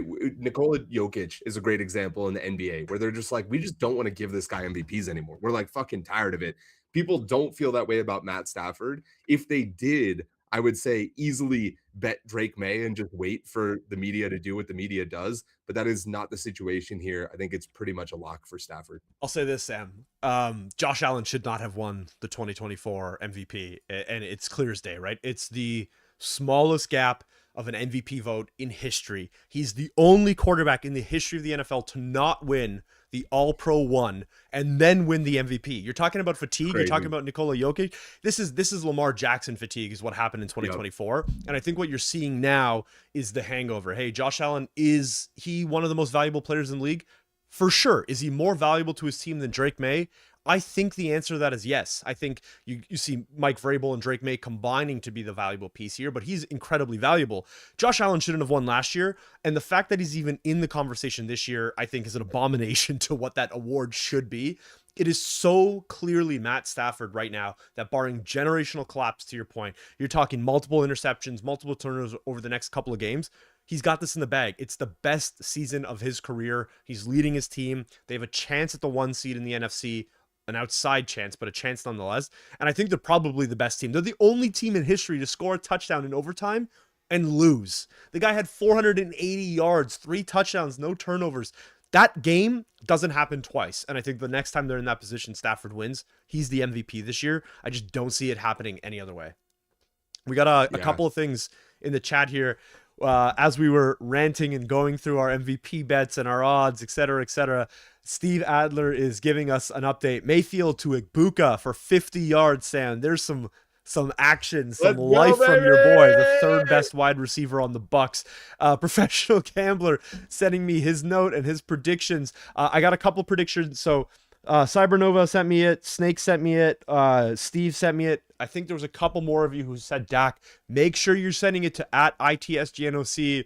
Otherwise, you're going to miss out on that. So make sure that you get that done today. Let's take a quick look, Sam, at where we are in the FDF standings as some of these games begin to wind down. Yeah, real quick, bro. 3rd and 9 for the Bills. And guess what? Sacked. No way. Josh Allen. Garrett? No. Not by Miles Garrett. Not by Miles Garrett, but it is a sack, and they're going to be punting. The Browns now with the chance to take the lead. This game is Bro, filthy. I would fucking love for the Bills to lose this game to the Browns and just bury the whole rant that I just had. I would love for that rant to be followed by the Bills losing this game. Now, that being said, hater alert. I know my brother is probably watching, and I know that I said, hey, the Colts are dead. Let's go Bills. I still want the Bills to do well. I still want the Bills to maybe win the Super Bowl. I just don't see it. I don't have the confidence that the rest of the Biamonte clan seems to have in the Buffalo Bills this year, but we'll see how that plays out. Baker Mayfield with I was going to say dart, but it wasn't that. A duck, if Dart anything. right into the ground. Yeah. Throws a duck here. Okay, really quick. Let's look at FDF. Herbert now in first place. Well ahead of Dak Prescott. A separation. So, Steve, congratulations on stopping the count. Justin Herbert's running away with it, running away from Dak Prescott. The score of that game now also seems to be getting away from the Dallas Cowboys, 27-17. In the running back position, Chase Brown jumps into first place. Kenneth Walker comes into the day at 28.4 points, and it looks like in all likelihood is going to end at least the 1 o'clock window at third. Might have the ability to slip into fourth or fifth over the course of the day. James Cook, Chase Brown having phenomenal days over the last couple of hours here. Dallas Goedert still holding on to first place. Ferguson still in second. So if you guessed Ferguson, you're currently winning. A lot has happened here on the tight end over the last little while. Gadsden has jumped up. Kelsey has jumped up. They're scoring points. Kincaid still has done absolutely nothing. The good news, though, is if you take all of the tight ends still and double it, they're still behind Goddard. So at least we're moving up. It was tripled before. Now all it takes is a quick little doubling and then into the wide receiver spot. Puka Nacua came into the day as king. He's going to go down as king. Chris Olave jumps into second place off the backs of a couple of big catches thrown by Tyler Shuck. Jamar Chase in fourth. Rome Odunze came into the day, I believe, in third and is now sitting in the fifth spot, just edging out Tet McMillan just a little bit there. Can we also take a look at my bets and the current status of it? I want to own up with both the good and the bad here. We'll start with the bad, Miami and Cincinnati. Knock, I don't remember if you were for or against this one. I took Cincinnati. I said explicitly, I don't like the fact that you said Miami, so I'm going Cincinnati 45-14, Sam. Come on. Yeah. We've entered Joe Flacco territory. Joe Burrow proving that he is a relevant Joe on that team. Congratulations. Miami in the backup quarterback. Probably not my smartest decision. Holy shit. But I can't believe it was crazy when you said it. And looking at this now, look at this gap. It's even crazier when you're looking at the chart, Yeah. Sam. I got to pull up the box score so as you're talking.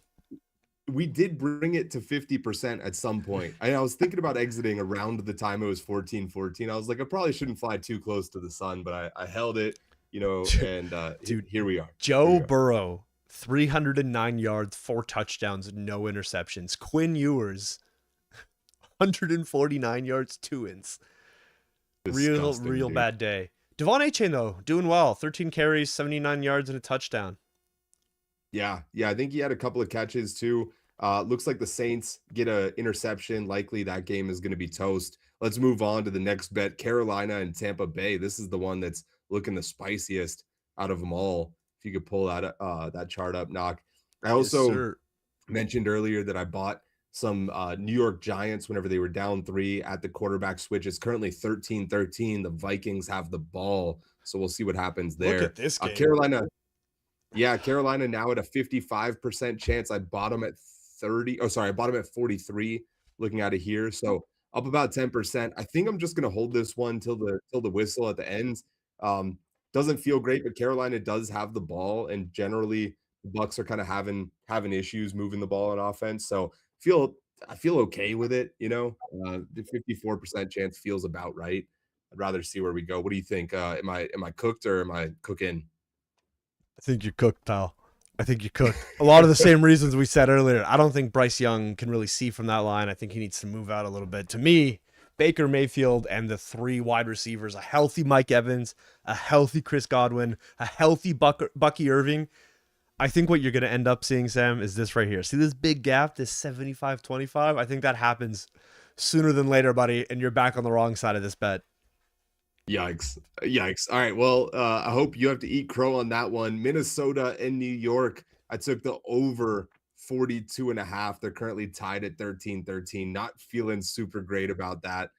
Barring an insane end of the fourth quarter here, it's going to be pretty tough for your boy to be able to work his way out of that hole. Is this price difference just purely based on the fact that Minnesota's on the Giants 19, so I guess that's why you're seeing that big gap. Listen, Minnesota's got 2 quarterbacks who can't throw the ball, 2 quarterbacks who love throwing the ball to the other team. It looks bad. Let's give it some time. I'm sure that it can swing in an instant. As I'm saying that, and as I'm giving shit to the Minnesota quarterbacks, I go back to DAZN, I go to the red zone, and I see Shadur Sanders taking an ugly sack. Hilarious to watch. Yeah, the Bills Browns, one of the most entertaining games of the week, but not for a good reason. Last bet that I have on the board here, Los Angeles Chargers over the Dallas Cowboys. I took the money line here instead of the spread. This one is looking pretty good. I think they're still up 10 last I checked. Yeah, Chargers Steve over said Cowboys. The Panthers are winning this game. Steve is a believer. Wow, the Cowboys odds down to 5%. It's a 10-point game. What the hell has happened there? It's a 10-point game. They're down to 3% now with the Chargers driving on the Dallas 21. They're in the red zone there off the backs of another Quentin Johnson catch. Hugh J having a big day, reminiscent of what we saw earlier in the year. Yeah, Quentin is eating. Can you check what that Dallas over was at as well? I'm curious if they're going to end up clearing that. I'm pretty sure it was 47.5, and right now 48.5. 48.5. Yeah, and they're 44. So 1 score and you're clear. Yeah. So I didn't end up picking this one up. I thought the Chargers D would stand a little bit stronger. I also thought though the Cowboys would score more than 17 points. We'll see on both counts. Panthers 3rd and 4, huge pass flag play. on the play though. What a flag. Hate to see it. They look like they're running up the field, though. We'll see. Yep, on the defense, Panthers in business. Oh, man. Chargers on the 10. See if they can extend this lead. But, yeah, the Cowboys are looking cooked. Run up the middle is going to bring them to the 5. Oh, well, since we're in the witching hour here, Doc, what else should we look at except for these disgusting bad beats? Oh, the most disgusting beats of last week. Hold on, let me pull this up. Holy. I'm scared to open this link. One. Yeah, I know, dude. They're fucking horrifying, but I promise I'm not fishing you.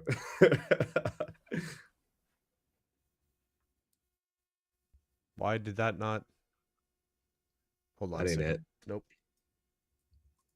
Here, I'll relink it. Click that Reddit link.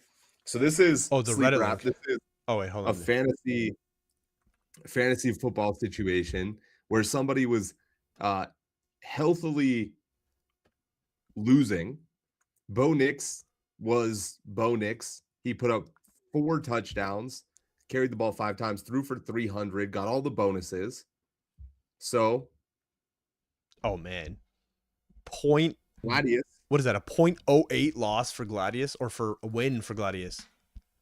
So, sorry. There's 2 pictures here. The first one is him winning. He took a knee, and then Bo Nix takes a kneel down, and the -1 yard makes him lose fantasy with 136 points. That is tragic. I would be flipping tables, bro. Flipping them, all the tables. Not a safe table in the house. Dude, this is crazy. So let's go back to that first clip. 29.32. So he loses 2 yards on the kneel down. and he loses the game. Dude, there was a clip earlier in the year. We'll see if I can pull it up for next week. I have to dig and find it, but Caleb Williams had a stat change in week 6. And there are like Sleeper did like a basically a overview of the teams that would have won if that stat change had been accurate in week 6. Stat change was made this week. It was 415 teams would have won the games. 37 of them would have made the playoffs. Oh, that's a bad so beat. And then you send me man. this one here. What is this? I had a 23.55 point lead in entering the 4th quarter facing just Darren Waller. Waller catches on the last drive, ended his season. He scored 23.8 points in the final 11 minutes of the game with Tua throwing the ball, mind you. I would have lost it. Darren Waller is the king of garbage time this year. This is part of why I picked the Dolphins. I was like, Darren Waller is gonna just vulture some touchdowns. Here's the little thing that's flying under the radar here. What is this record? What kind of league are these guys in where they have 18-10? Yeah, to be honest, absolutely no clue. This guy's 18-10 versus a 14-4 player. Or 14-14. Maybe a dynasty league? Are we carrying records over? I don't know. That's wild. Yeah, interesting stuff.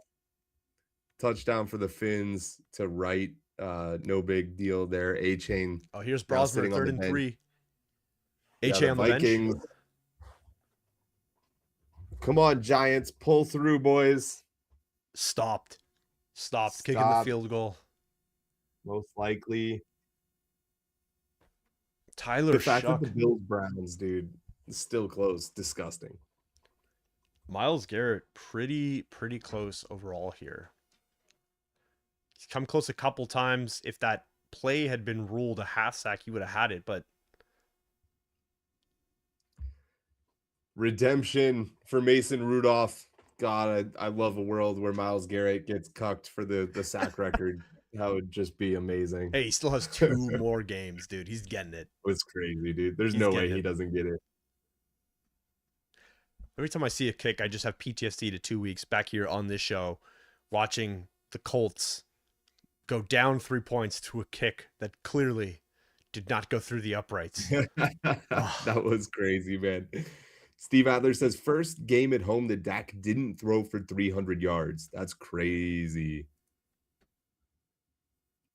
Professional gamblers still complaining that there's no dark mode. I feel you, man.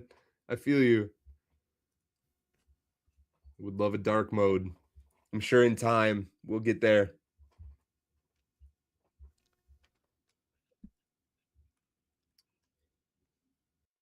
Oh, man, another touchdown here. Was this Jalen Wright?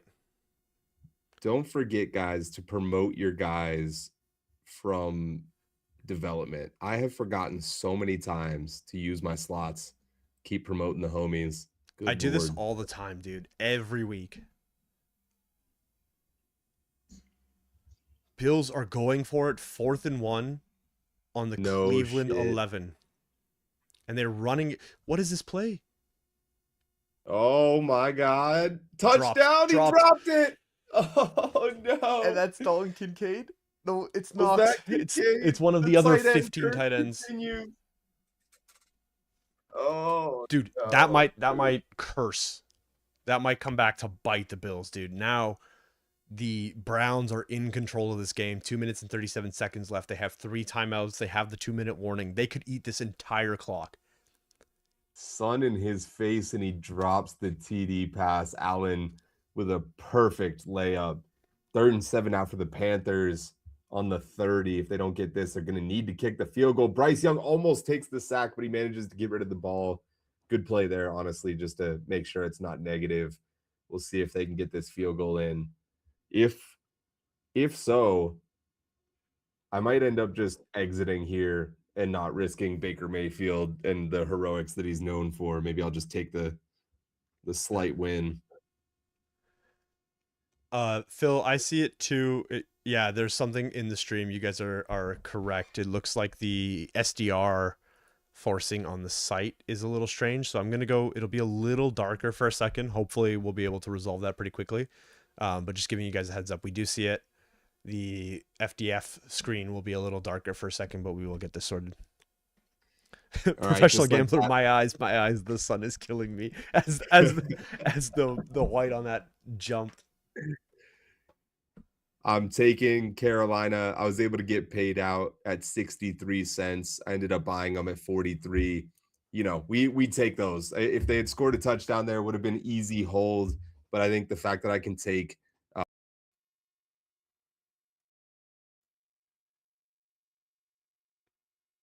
those. We're losing Sam. I'm clicking all the buttons. I turned Sam off here for a second. All right. Let's go and watch. We will get this sorted, professional gambler. I apologize for burning your eyelids here. We're going to go through. I want to get caught up on a couple of the things that have happened over the last little while. A couple of big plays. Here's the Ryan Fitzgerald field goal to take the lead for the Panthers. Steve Adler and a bunch of us saying Panthers going to win this game. Looking pretty good on that front. Joe Milton is in the game over Dak Prescott. So Prescott is done. Obviously, they've effectively what that is the Cowboys throwing in the towel here, not wanting to hurt Dak Prescott. Their season is done.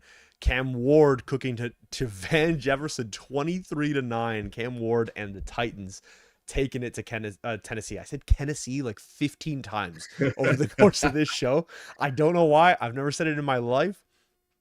Here's Rousseau. This is what led to that last play. This is a turnover on downs that gives the Bills the ball with inside the Browns 30-yard line. The Bills, mind you, walk out of here with no points.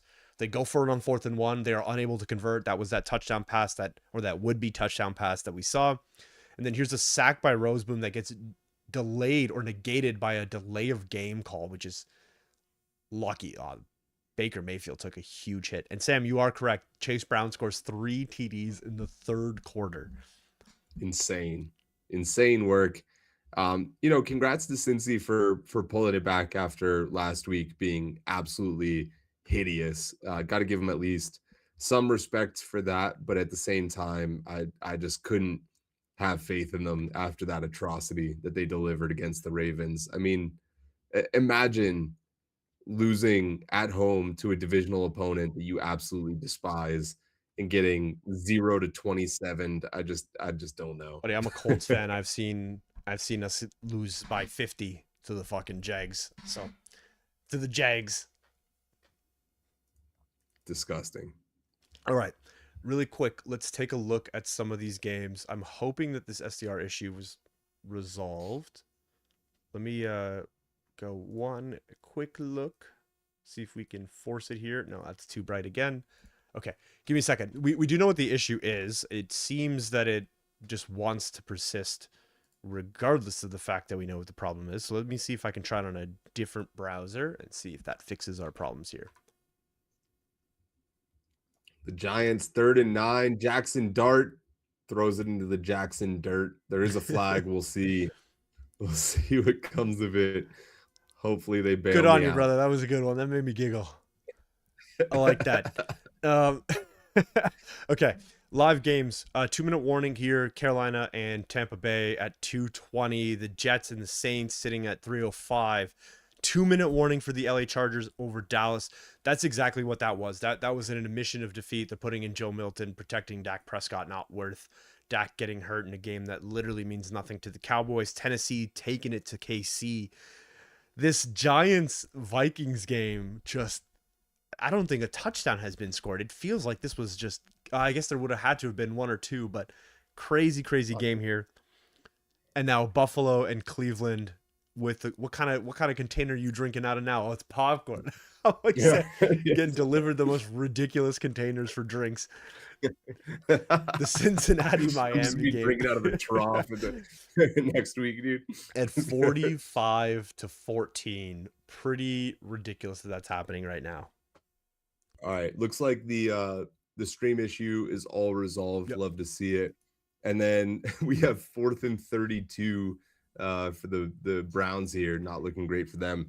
And then Steve also asking us to talk about the late game. So we have Jaguars Broncos. That's going to be a banger. Falcons Cardinals should be okay. Raiders Texans not worth turning on. Steelers Lions hopefully is good, but we're in Detroit.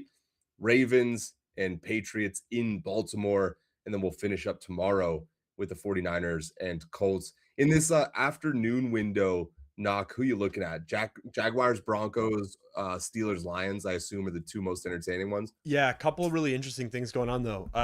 So Lions, we talked about this earlier in the show. The Lions do not control their own destiny. So they need to win out, and they need 2 Bears losses or a Packers loss in the next 2 weeks in order for them to make the playoffs. So that's a game that you have to watch. The Lions season ends full stop with a loss. So they cannot lose that game. That'll be an important one to watch. If you've got your Lions, fire them up. They have to score. If there's a chance for them to do or die, I mean, it is do or die. So if they're going to play well, it's got to be tonight. You're looking at the Ravens Patriots game, I think is really important. Implications for the 1 seed in the AFC, as well as implications for the Ravens and the Steelers battle. If the Lions do win and the Steelers get a dub, you're going to look at week 18 Steelers versus Ravens as the fight for the division, assuming the other 2 teams win their next week matchup. So that's an important game to watch as well. Jags Broncos, Jackson Dart getting tossed by Andrew Van Ginkel. You're looking at the Jags Broncos game, obviously implications for the 1 seed in the AFC. There's some implications there for the Jags holding on to the AFC South. You're looking at the best run D that the Broncos have seen. Bo Nix has been less than stellar in the passing game. I think that that's interesting. The only game that isn't that interesting is the Cardinals game. What you're going to see out of that game is Jacoby Brissett force-feeding the ball to Trey McBride 432 times. Outside of that, maybe some interest on FDF. Not a whole lot of implications from like a playoff perspective. The Colts 49ers game, really interesting. That's tomorrow night. Colts lose, they're dead. They're dead also changes the tiebreakers and matchups that you'll see in the AFC. So a lot of implications there for the AFC playoffs. The 49ers hold the keys to the kingdom in the NFC. If they win out, they get the 1 seed in the NFC. They are your NFC champions, or at least the number 1 seed. They go through Levi Stadium in San Francisco for the playoffs. So big game on Monday night. That's the first game of many for San Francisco that really matters. It could kill the Colts. Josh Allen with the dumbest looking pass I've ever seen somehow almost converts, and Baker Mayfield with a huge run. That's like 4 or 5 wheels. points. Yeah, that was a bunch for Baker. Steve Adler says Kincaid finally got a catch. Mark the tape, boys. On that note, sorry, go ahead, Sam. Go finish that. He also says the over for the Lions and Steelers feels excessive. I was looking at. I'll bring that up in just a sec. Go ahead. One, yes, Steve. I am very surprised the Ravens are opening as 3-point favorites tonight. I don't see that being the case at all. I think they should absolutely be the underdogs. I think the logic is probably they're healthy now and they're playing a team that just got beat up by Buffalo. What's really interesting is our tight end view. We talked about this earlier. We're a couple minutes past, but Jake Ferguson did hold on to the number 1 spot of active players. He was there when we started. Gadsden now has the same number of points that Ferguson did when we started all of this. If you guessed Jake Ferguson, if you were one of the many people who guessed Jake Ferguson, send me a DM again on Twitter at ITSGNOC. Let me know your in-game name. Let me know your connected wallet address. We will get you those packs shortly after this week. I'm sending it now in chat, and we go from there. Steve followed up with, never mind, it wasn't Kincaid. Oh, it was one of the 57 other tight ends, Steve. It's one of the other extremely large white dudes who catches 2 balls a game. Oh, yes, good call out. Professional Gambler asking, what happened to the teams that were losing that are no longer losing, potentially? Tampa Bay was losing, is losing. Buffalo was winning. Cleveland was losing, is still losing. The Giants were actually winning, I believe, when we did this. So the Vikings now in control of that game. That would have been the switch. Dallas was losing. They're still losing. KC was losing. They're still losing. The Jets were losing. They're losing by more. And Miami was losing. They're also losing by more. So the only game that is alive is the Minnesota Vikings and maybe the Cleveland Browns and the Tampa Bay Buccaneers. Both of those games inside the 2-minute warning. Both teams down by just 3 points. Yeah, Bucks now pretty much in field goal range, still have 2 timeouts as well. So I like their chances to at least force overtime here. We'll see if it ends up shaking out. Steve Adler says, yes, one of the other very large white dudes. Speaking of that over for the Lions and Steelers, any guesses before you look? Knock, what do you think is the appropriate over-under for Lions Steelers in Detroit? Lions, Steelers in Detroit. Steelers D has been good, but the O has been anemic. I would say like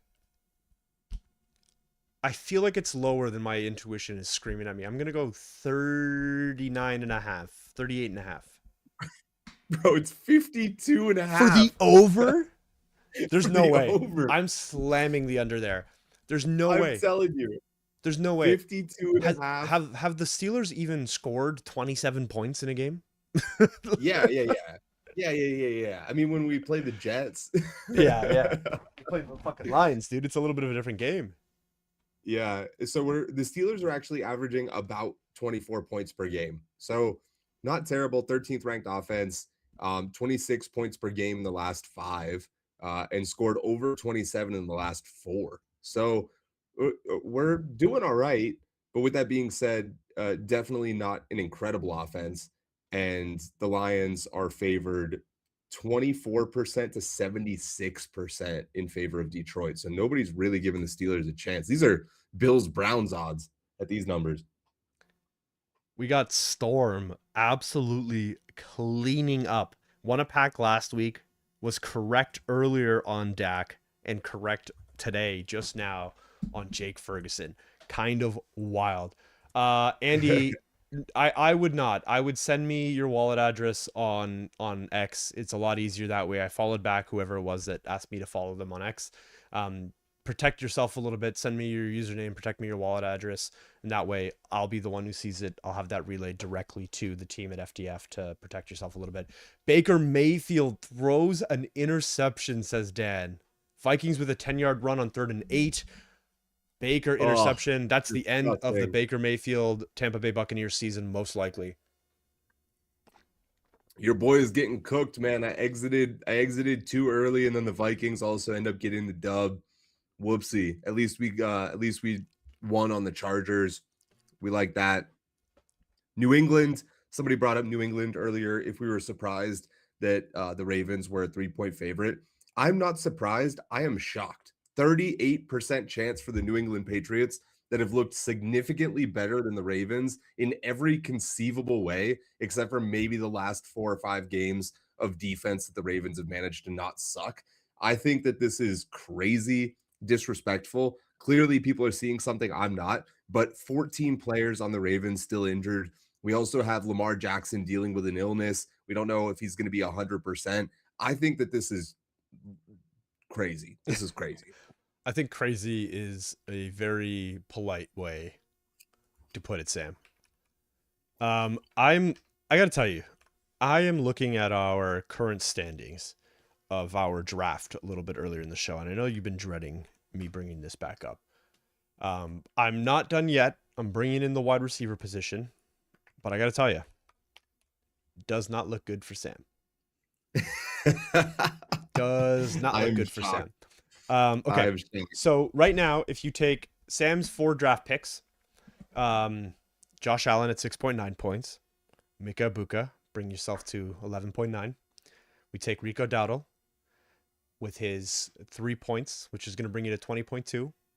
And then you're going to add Gadsden, which brings you to a whopping score of 21.9. Then you look at my team, Jamar Chase, 22.9. Oh, look at that. You've already lost by 1 point, and I've only named my wide receiver, Sam. Devon Achane, 18. Dak Prescott, 19.2. I got 3 players who are basically beating your cumulative score, and then Jake Ferguson. How the fuck? When did Josh Allen turn into a bag boy? Like, what the fuck happened? I said this at the beginning of the game. The Bills play to the level of their competition. They are the best team in the league and the worst team in the league, all combined. Tyler Shuck with a deep ball, or is that just a replay of the past? Nope, Chris Olave, a second touchdown. Olave. 2 TDs. The Saints proving that they actually deserve to be the overdogs in this one. Kind of crazy what's going on here. So many of these games. I got to Sam and I, we look at the 1 p.m. games before the show. We walk through it like, ooh, it's a brutal slate of 1 p.m. games. As the games are a lot more entertaining here, but okay, we're starting to have a couple of games closed now. In full time, it looks like the games that have concluded are now every single one of them except for the Jets and Saints game. We have The Minnesota Vikings end up taking this game 16-3. Tampa Bay loses to Carolina. LA loses to, or LA beats Dallas, not beats. They took them out back, gave them the old Yeller treatment. The Buffalo Bills escaped the Cleveland Browns, and I say escape because they did not win. They just didn't lose. That was not a good game from the Buffalo Bills. Myles Garrett did not break the record. So if you are somebody who said, hey, did Myles Garrett break the record? And you said no, at ITSGNOC, send me your in-game username, and we will sort you for those packs. I'm just sending this now. Great call out from Crypto Dan. He says, check the playoff odds for the Bucks. It's actually higher than the Panthers, which is crazy given what we just saw. They own so I looked it up. tiebreakers. The Panthers literally are even money in order to make the playoffs. Still, even after what we've seen.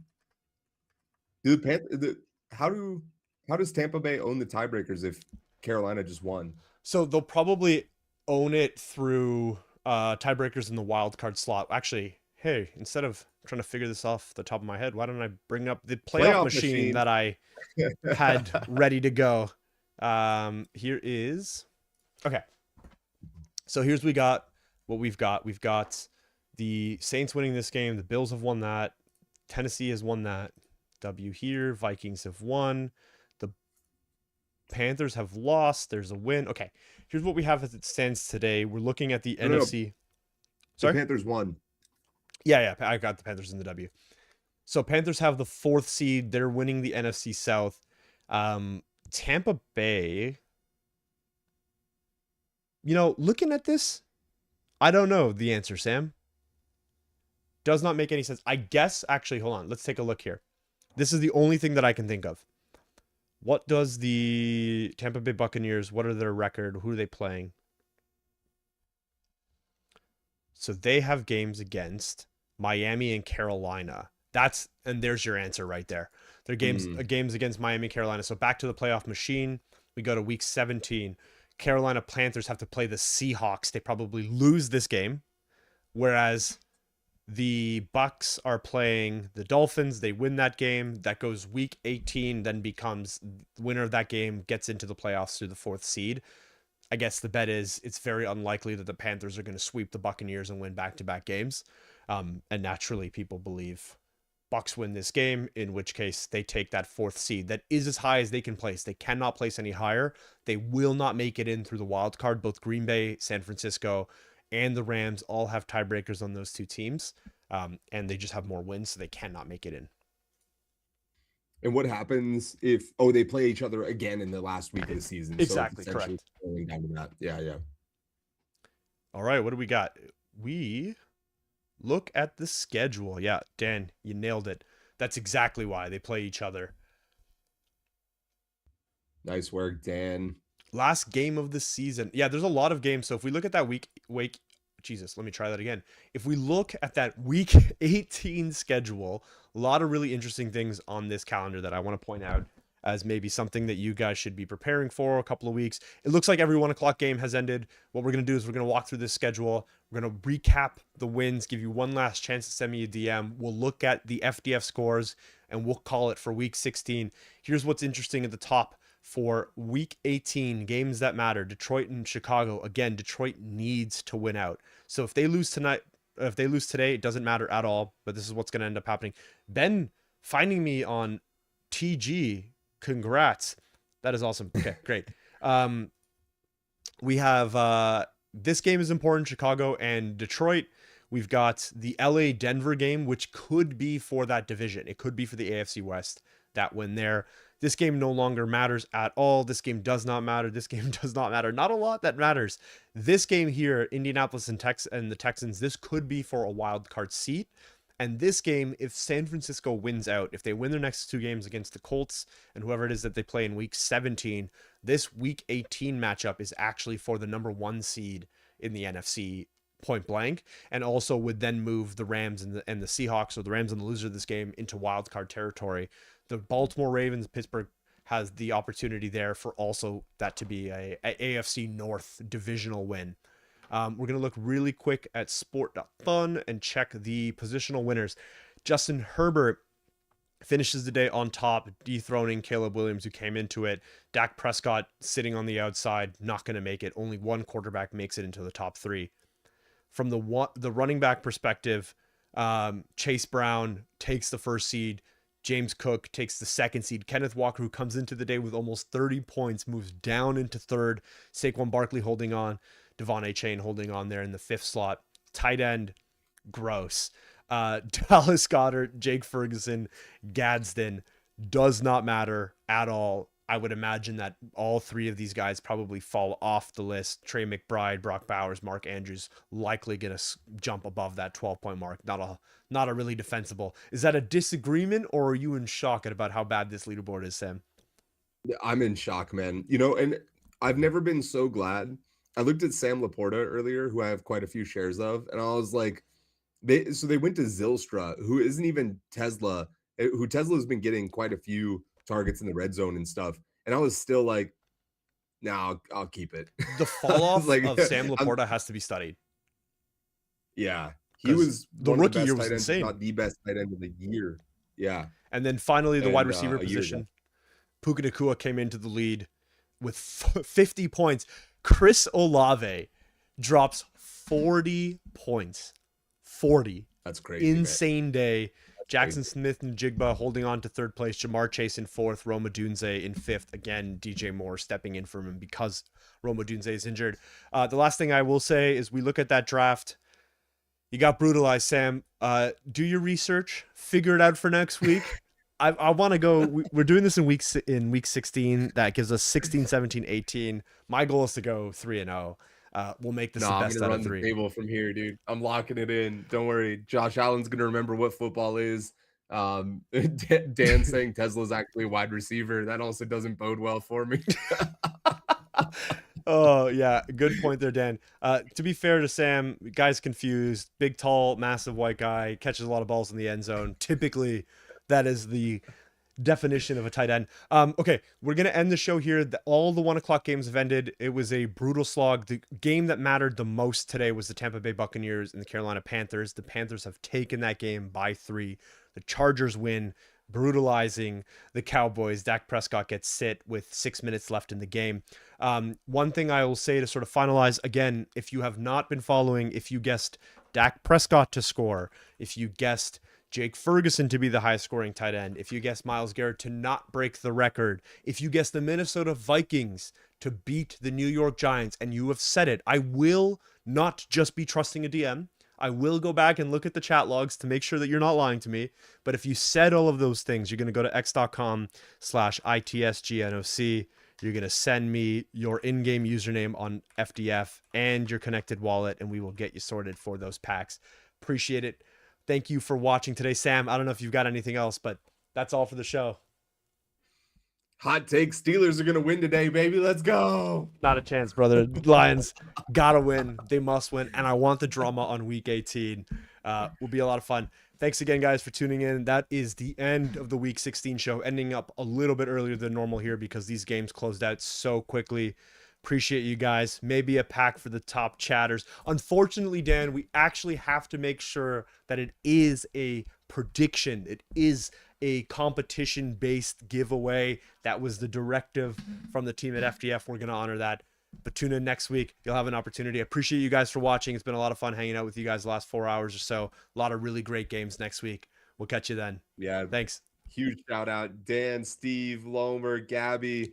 All you guys have been hanging out the entire time. Really, really, really appreciate you. Have a great week. We'll see you next time. Take it easy, guys.